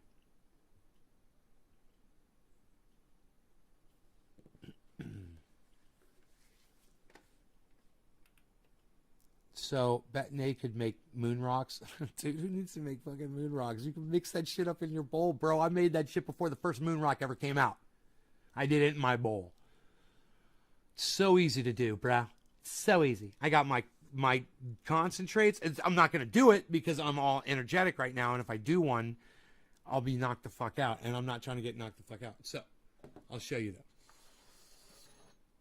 Put your cannabis in the bowl and take a little oil and take your lighter. We'll scoop up a little oil on your dabber and take your lighter, heat up your dabber, and the oil slides right on the top of your bowl.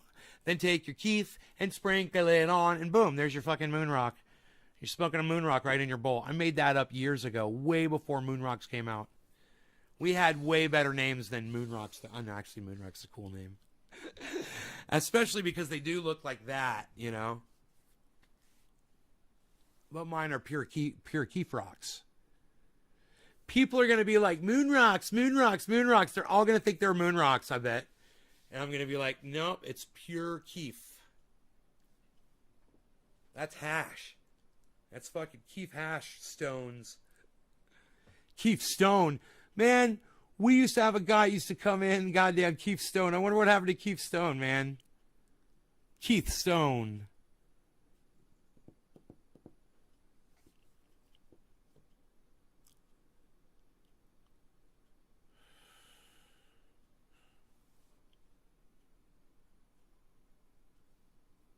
Yo, Rebel Renegades, are you here?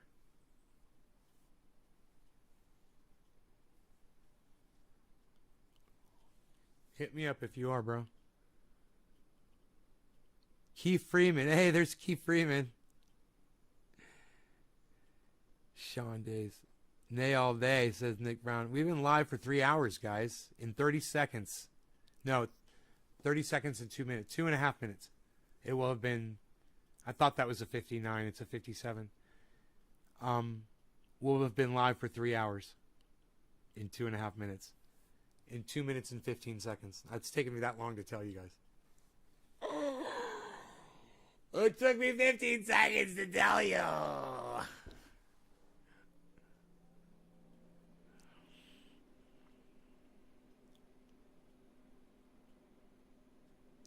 Dude, I have so many fucking titles with Jimmy Dore in the title. With his name in the title. None of my videos pop up here.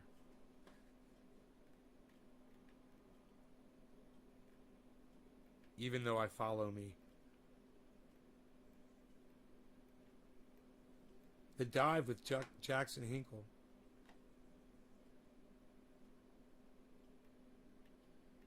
Stopped into Jackson Hinkle's. A couple of you guys super chatted him. You know, and I really appreciate that. Did you guys notice what happened in there?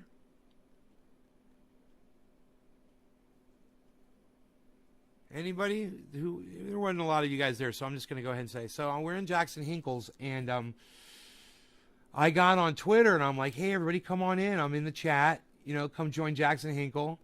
And we'll check out the show, and we'll get in the chat and stuff, right? I tweeted that all over on all my Twitters, man, you know? And some of you guys came over, you know? We hopped in, and we were watching Jackson and shit. And,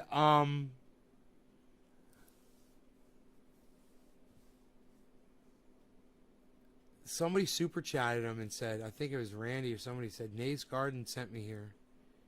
And he said, when he read the super chat, he goes, hey, Randy, right on. Thank you for the super chat. And I was like, oh, man. What did I do, man? What did I say? What did I do? Hope you feel better, Karen. Who's Jackson Hinkle? Hinkle. Hinkle.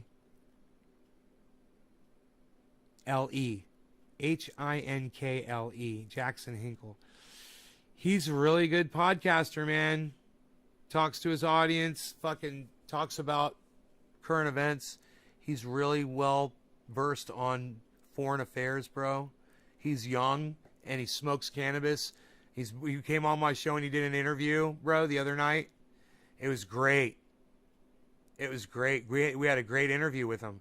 Next day, I brought a whole bunch of people over to his show because he was live to go support him. We all went in there, and it's like he didn't acknowledge me or anything, and I was like, I felt kind of weird.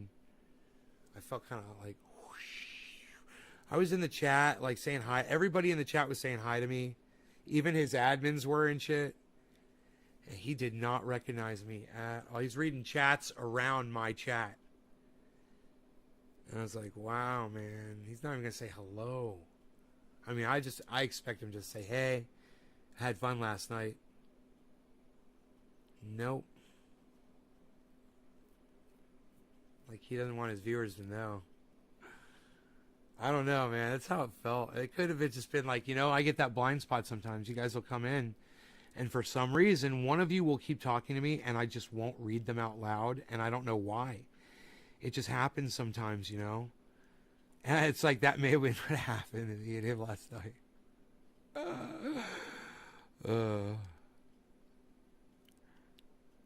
Or maybe it was something I said. Maybe he saw something on my live stream somewhere he didn't like, or he heard something, or somebody said something to him, or whatever. Who knows?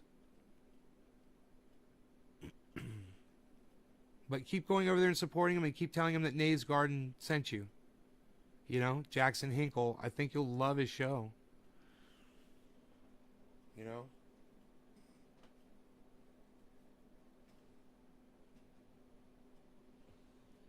He's talked too much with the trendies in a short time. Like he felt uncomfortable. Maybe he felt like he revealed too much of himself with us. It's like, they know everything about me. They could see right through me. He's like, they asked me what my political affiliation was, and I said, I don't like labels. I said, well, I'm a political independent, you know. It's easy for me to label that. I'm a progressive, I'm sorry, progressive independent. I said political. I'm a progressive independent. I was like, I support progressive policies, and I'm independent of any party. You can just call me that. Yeah, Mao T is fucking great. Check out Mao T, guys. Mao T World. Mao T Space World. Mao T World. Why can't I just say that?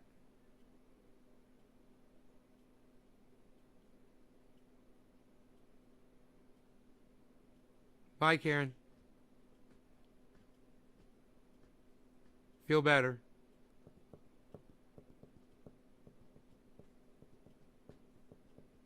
Was about to go live, then this happened. Yeah, then I spilled a glass of water on myself. All over myself. If you guys hadn't heard the story, all over my shirt, my jeans, the floor, this table, and this chair. And I had to get the other chair and get a new chair. This is a new chair. The other chair is drying in the kitchen right now.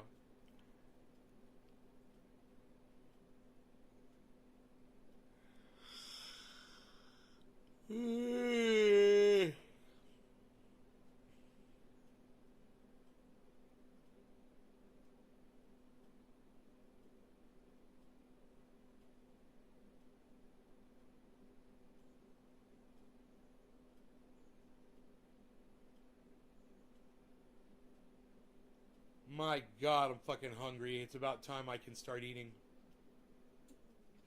You know, last night I had a sugar craving. I don't know if I told you guys this.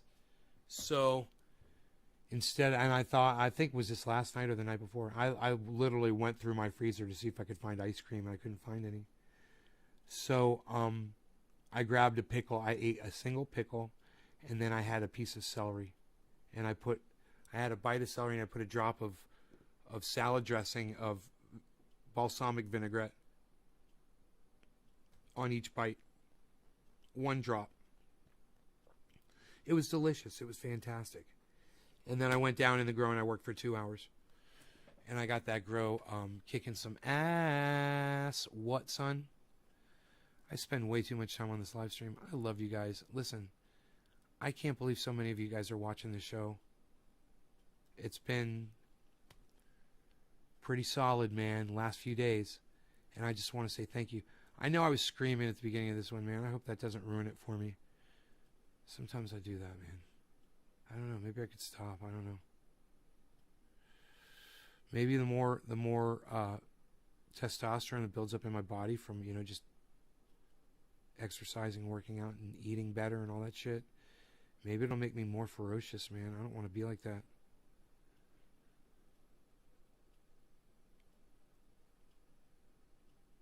I want to love all of you. You should see how I am with Rogie. He's outside right now. He's my bees. You want to see how I am with Rogie? I'm going to show you. This is how I am with my dog. Let's pretend the show's over. All right? After show. Now it's after show. Show's over. Show's over. Definitely no show. Not going to be a show. Not a show. No show. Not going to be a show. Rogie.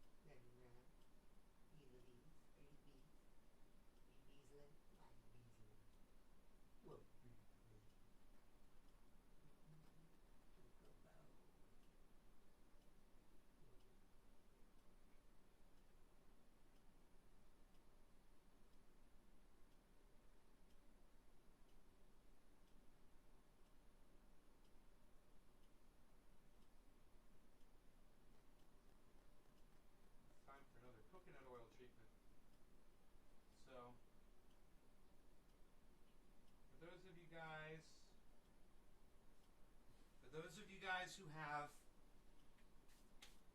dogs with dandruff, and Rogy's got a dandruff issue, I'm going to show you a little trick to get rid of the dandruff. And when you do this, it works for like almost a week. It can work for up to a week depending on the length of the hair. Watch this.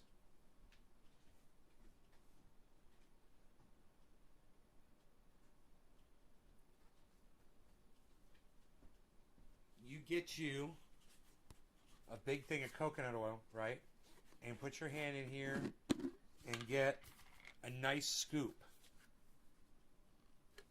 A real nice scoop. A big scoop like that. Okay? And just leave it in your hand. You're eventually going to melt this into an oil in your hands, right? It's the best way to do it. Is just let it melt in your hand. It'll melt really fast. I'm going to do this.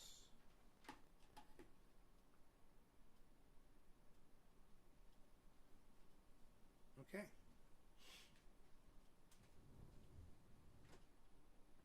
Just melt the oil. And he loves this, actually. He loves when I do this.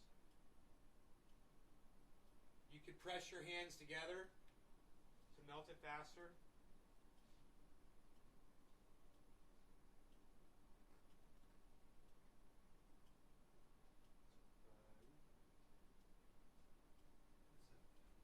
And then just, once it's real nice and melty, just rub it in. Rub it in. And rub it into the trouble spots, like near the top of the tail. All over. Everywhere that you saw dandruff. Up here on the head, under the collar. Good boy, Rogan. Now I usually go like this. I rub it in and then I get it down into the skin with my fingers. Like that. Just get it way down in there. Work it in there.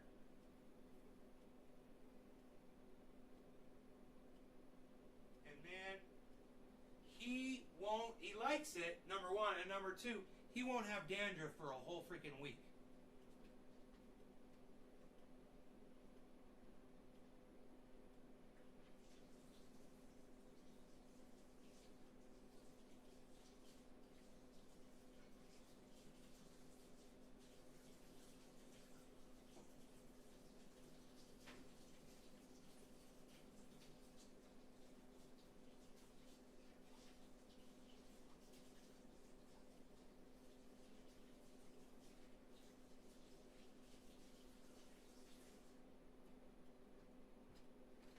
And, you know, I've never noticed anybody not pet Rogy because he's got dandruff when he's out.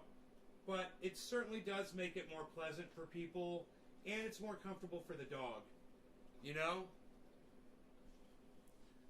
It's win-win for everybody. Because he's less itchy, you know? His skin's not irritated. Hey, Esteban. Esteban! So, that's why I keep copious amounts of coconut oil. You know, it's such a... It's just... It has so many uses around the home, you know?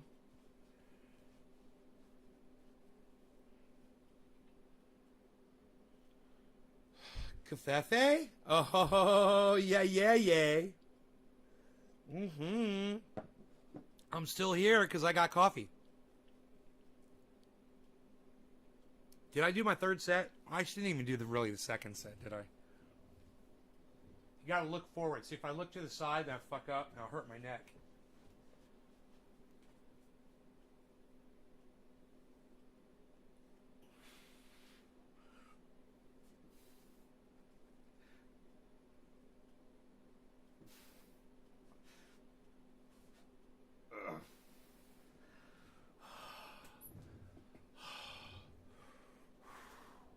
That's the second set.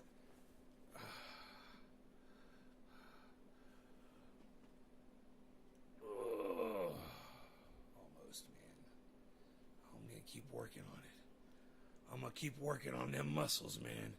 You guys are going to see them develop over a little bit of time, man. It's not going to take that long. The fact that they're already this far, it's not going to take that long. I'm watching it happen. I'm watching the weight come off. I wonder how much I weigh today. I was like, did I ever weigh myself today? I think I forgot. Man, it got to the point where I didn't weigh myself today. I don't think I'm even concerned about my weight now. Isn't that crazy? Last time I weighed myself, I was 175. Let me see what I am with jeans and a t-shirt on. Let's find out.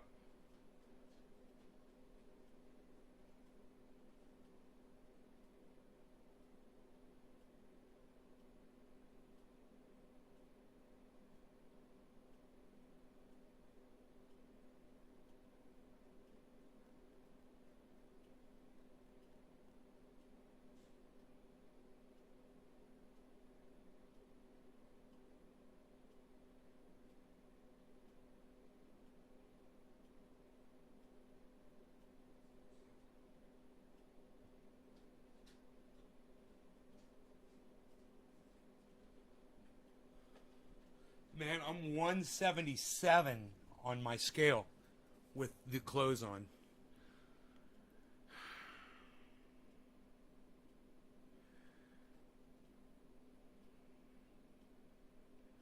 Sugar gets converted into fat. And what's crazy is you can eat fatty foods. You just avoid the sugar, but you can eat like bacon. You can eat fatty foods. Because your body will learn to eat fat instead of eating sugar. And even those fatty foods your body will be affected differently by them when your body is working differently in the way it digests food. Imagine your body just going after all the fat in itself. Like when you introduce THC to a cancer cell, it just eats itself. Green tea with lemon helps cravings, or just drink water. Green tea with lemon? I gotta remember that. The water helped. Water, the celery, and the pickle, man, that all helped last night, bro. And then just working, getting on the scale and then thinking about what's more important, eating something that's murder powder, murder poison, murder juice, or having that six-pack I want so bad, man. I want to fucking get rid of that and get rid of this. This has got to go, man. I should not be able to do this. And when this is gone, then I'll know, man. I'll know it's probably time to go see a plastic surgeon and get some skin removed. I'm trying to figure that out. I'm trying to figure out if I'm going to have skin. I'm pretty fat. There's a lot of stretched skin right here, man. So I'm afraid, yeah, there might be some of that. But I'll just see a doctor.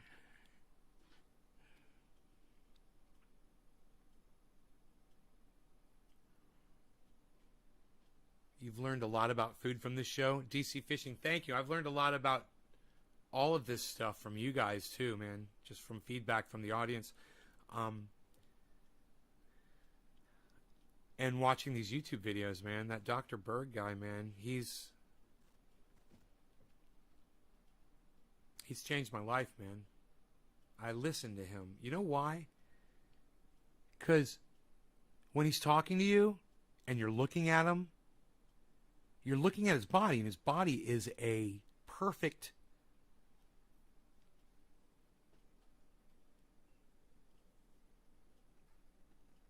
form of evidence that what he's saying works. Doesn't matter if he was ever overweight in his life or not. I can't imagine that he was. But when you just look at his age and the condition that he's in, you're like, this guy's in fucking great shape, and he's sitting here telling me that this is what he does to be that way.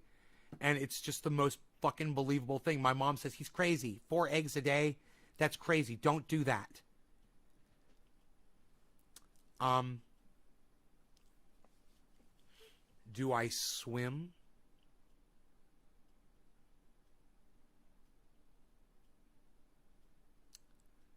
No, I float in my jacuzzi. That's about it. I actually can do... I think I started doing leg lifts in my jacuzzi, guys.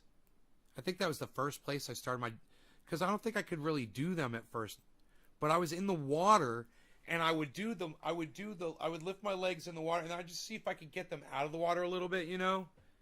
It was really challenging, and I worked on that, and then one day I was on the floor, you know, and I just decided to try leg lifts, and then I came up with this little burn leg lift, quick leg lift workout where you don't have to sit there and just do a bunch of leg lifts. You do these little leg lift tricks, and you can cut the time of your workout by a third. You know, you're only doing leg lifts for, you know, a minute, you know, because you can't do them for any longer. You're totally spent by the time you've done these exercises. And it's basically you lift your legs up. This is the exercise. Lift your legs up together. Always keep your legs together and point your toes, right? So you've got your legs up in the air now. Just do circles with your legs and feel it all the way up in your hips. Then reverse, do circles, right? Then move your legs over to the left together. Move both legs over. Circles. Then move them down. Circles. Then move it over here. Circles. You could do 3, 4, 5, however many you think you could do. Circles, right? That's one. And then the hourglass. Move your legs like this and do an hourglass with your legs. Right? And then go back and just circles. And I'm telling you, when you're moving your hips from side to side like that, and you're doing them way over to the side, man, I feel the burn in here. I used to get so exhausted. I would start doing those exercises, and I would just be like, oh my God, this is it, man. I just made it up. I was just laying there. I was like, I wonder how hard it is to do circles. Like, oh my God, I can't even do this. This is great. So I'd force myself, you know, and now I can do them like nothing. And the hourglass is easy, but it won't be for you at first. So you can start with a small hourglass, or you can start with just one circle, or you can start with a circle in the middle. Just lift your legs up and move them in a circle. I know it doesn't sound like much. It's a whole other level to doing leg lifts. It takes leg lifts to a whole other level. It's like being on an incline and doing leg lifts. And I'm telling you, if your butt and your head is up the incline and your feet are facing down the hill, and if you got a hill that'll give you a 25-degree angle, even a 15-degree angle. You know, if you're on a slope like this and your legs are down here and you try to fucking lift your legs, and I'm telling you, you will accelerate the amount of time it takes you to build up these muscles. This is all me. I didn't get this from anywhere. This is all me. This is me doing this. You'll accelerate this, guaranteed. And you won't have to spend as much time doing them. You'll do leg lifts on the mountain, you know, like this for less than a minute. It's all you can do. And you're burnt and you can feel it. And then you do a leg lift and you use that to sit up. You're like, I don't know if I'm going to be able to get up. I'm so tired from doing that. Oh my God. And you just kind of fulcrum your way up. Luckily you're on a hill, so it's a little easier to stand up, but no, I don't have a swimming pool.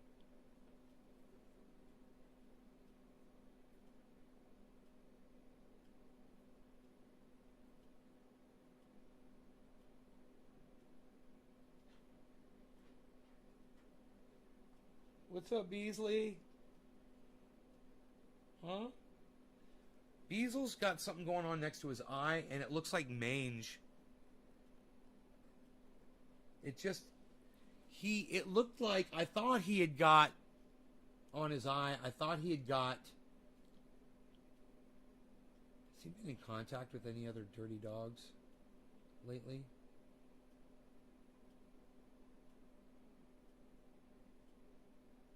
No, not dirty dogs. Not dogs that have mange.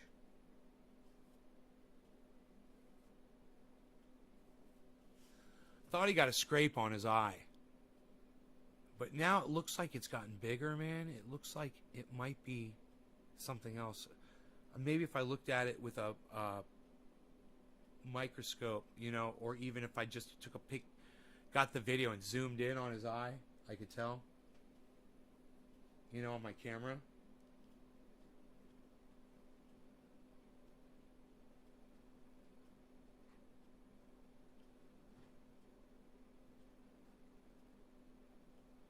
Yeah. All right. I'm going to get a video of his eye here.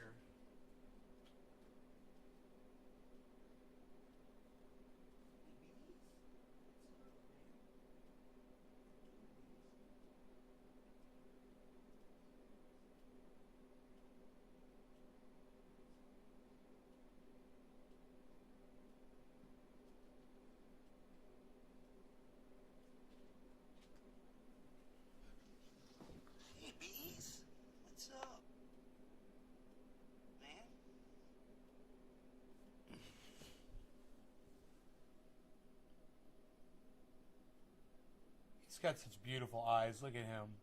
So cute.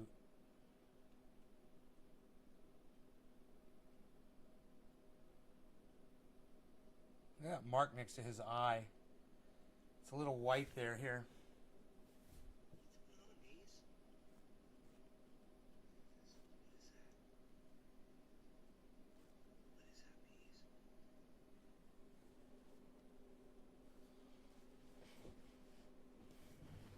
No, Kyle has put himself in a really bad situation. He should have called. If he had just called out Anna, he would have been fine. It wasn't sexual harassment. He needs to be able to see that. It was not sexual harassment. Jimmy is not a sexual harasser.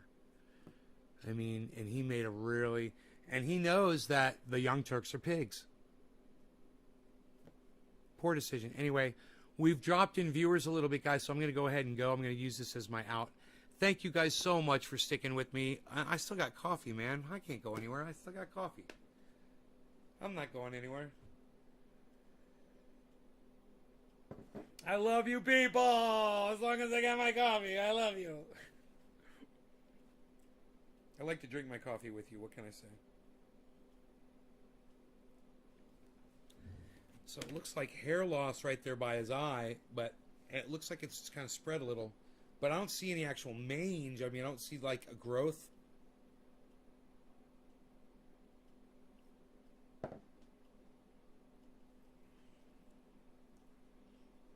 And he lives out here. It's a pretty clean environment where we live, you know. But we do have deer that go through the yard, and it's very possible that, you know, deer get these things all the time. And if he ate some deer shit, which he will do. Okay, Google. Can a dog get mange by eating deer feces?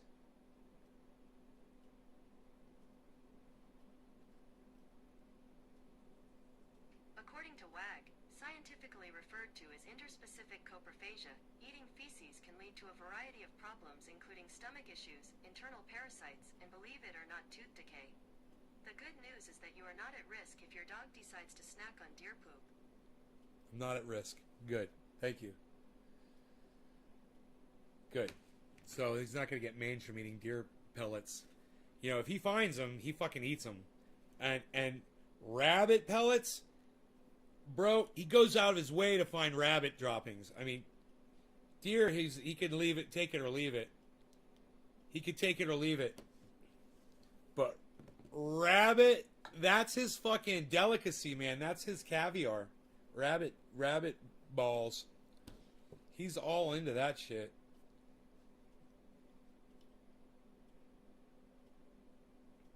Yeah, mange is a colony of mites. Yes.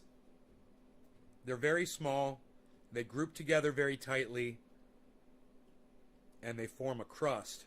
They're just like, you know what they're just like, bro? Hemp russet mites.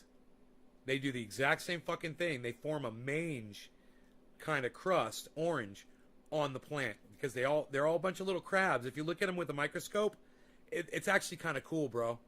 They literally look like little crabs, bro. They're fucking hemp russet mites. When you look at...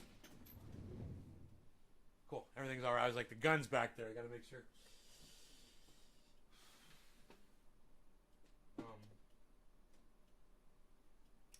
I was ready to catch the gun in case the gun was falling. That gun is half cocked, so it shouldn't go off if it falls.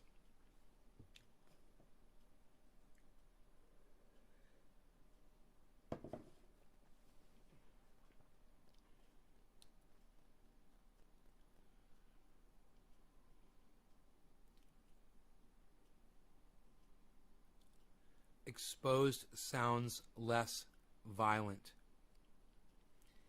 It's not just about less violent, Sean. It's about not saying you want to cancel someone and take their right to speak away from them by saying purged. Purged is the wrong word. Even if you're saying purged from our community, purged from our space, purged from YouTube, you're talking about silencing someone. You're talking about violating their First Amendment rights when they have not violated the First Amendment at all. Lying isn't against the law. You know, not telling the truth isn't against the law. Deciding to not talk about something isn't against the law. You know, being loyal to someone who is a douchebag isn't against the law. And acting like that, you know, they want you to act so that they'll help you down the road isn't against the law. Or you feel like you're indebted to them for getting you to where you are today, it's still not against the law. You know, I would hate to be fucking Kyle Kalinske, bro. I would fucking hate to be him. But he has put himself in this situation for not keeping it real. And, bro, you have to be willing to cut your ties with TYT. If you keep it real and TYT cuts you loose and says they'll never talk to you again, whatever, so be it. Man, you know how many more people Kyle Kalinske would have fucking won over on his podcast if he had done that? He'd be fucking goddamn internet famous so bad. He wouldn't know what to do with all the extra subscribers. People love when someone like that keeps it real. Man, you were in a position where you were, you know, in the future able to benefit from this relationship with the Young Turks, obviously. And you let that go to keep it real with your audience. Your audience tells everybody about that. And this guy, Rebel, man, he wouldn't be there. He wouldn't be there on his YouTube channel calling your ass out. And I wouldn't be here on my YouTube channel, you know, showing my audience what he said about y'all. You know? We'd be instead like I always do. I'm always promoting you. And I'll keep promoting you, you fucking bought motherfucker. You know, you're loyal to the Young Turks. You're fucking bought. It's the same thing. At the same time, okay, we see who you're loyal to. You know, those are your buddies. They helped you. You guys did the Justice Democrats together. Cenk probably helped promote your channel. You know, helped you get your start. I don't know. And you're forever indebted to him. That's your problem, really. But Kyle, I'll try to fucking help you as much as I can. It would just help me out so much if you would just fucking start keeping it real, bro. You know? If you would say that there was no sexual... You saying that was... What was his term that he used? His little fucking new term? Slut-shaming? Oh, fuck you, Kyle. You know, just fuck you for even saying that. You're a dumbass. You're better than this. Wake up. Make the change. Apologize to your audience. Tell Anna she's fucking psycho bitch. And tell Cenk to go fuck himself. Nay's Garden.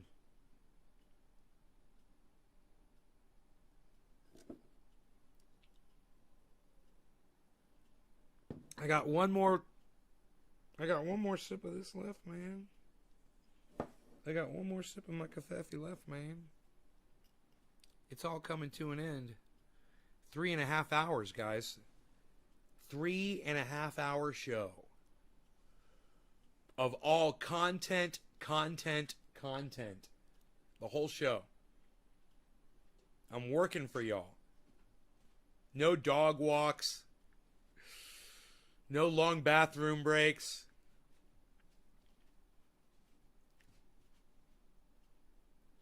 Anna reminds me of every psycho ex I've ever had, all rolled up in one psycho bitch. She's a fucking psycho and she's a fucking liar. And the whole fuck you, Aaron Mate thing proved it to the whole world. She showed her fucking stank ass to the whole fucking world. And I'm so glad she did, because I've been calling the Young Turks out on this channel for years. And thanks to the magic at YouTube, you can go back through my channel and you can see every Young Turks call out I've ever done.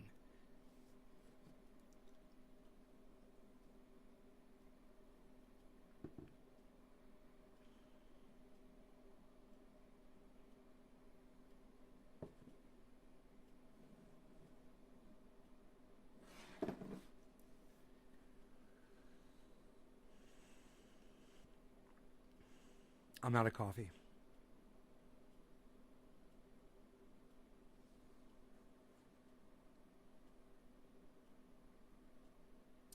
Listen, y'all, I love you guys. You take care, and I will see you guys later. I'll see you on the later show this afternoon, maybe around 4:20 or 7:10. But I will catch you. All right, I love you guys once again, and take care. Take care of yourselves. Take care of each other, just like that guy used to say, Jerry Springer. I like that sign off, you know? We should take care of each other. It's true. Unfortunately, he didn't do a very good job of making an example of that on his show. But hopefully I will from now on this show.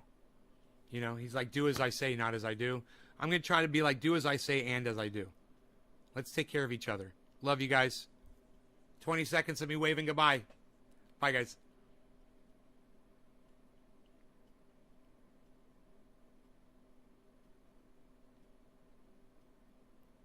You'll be there?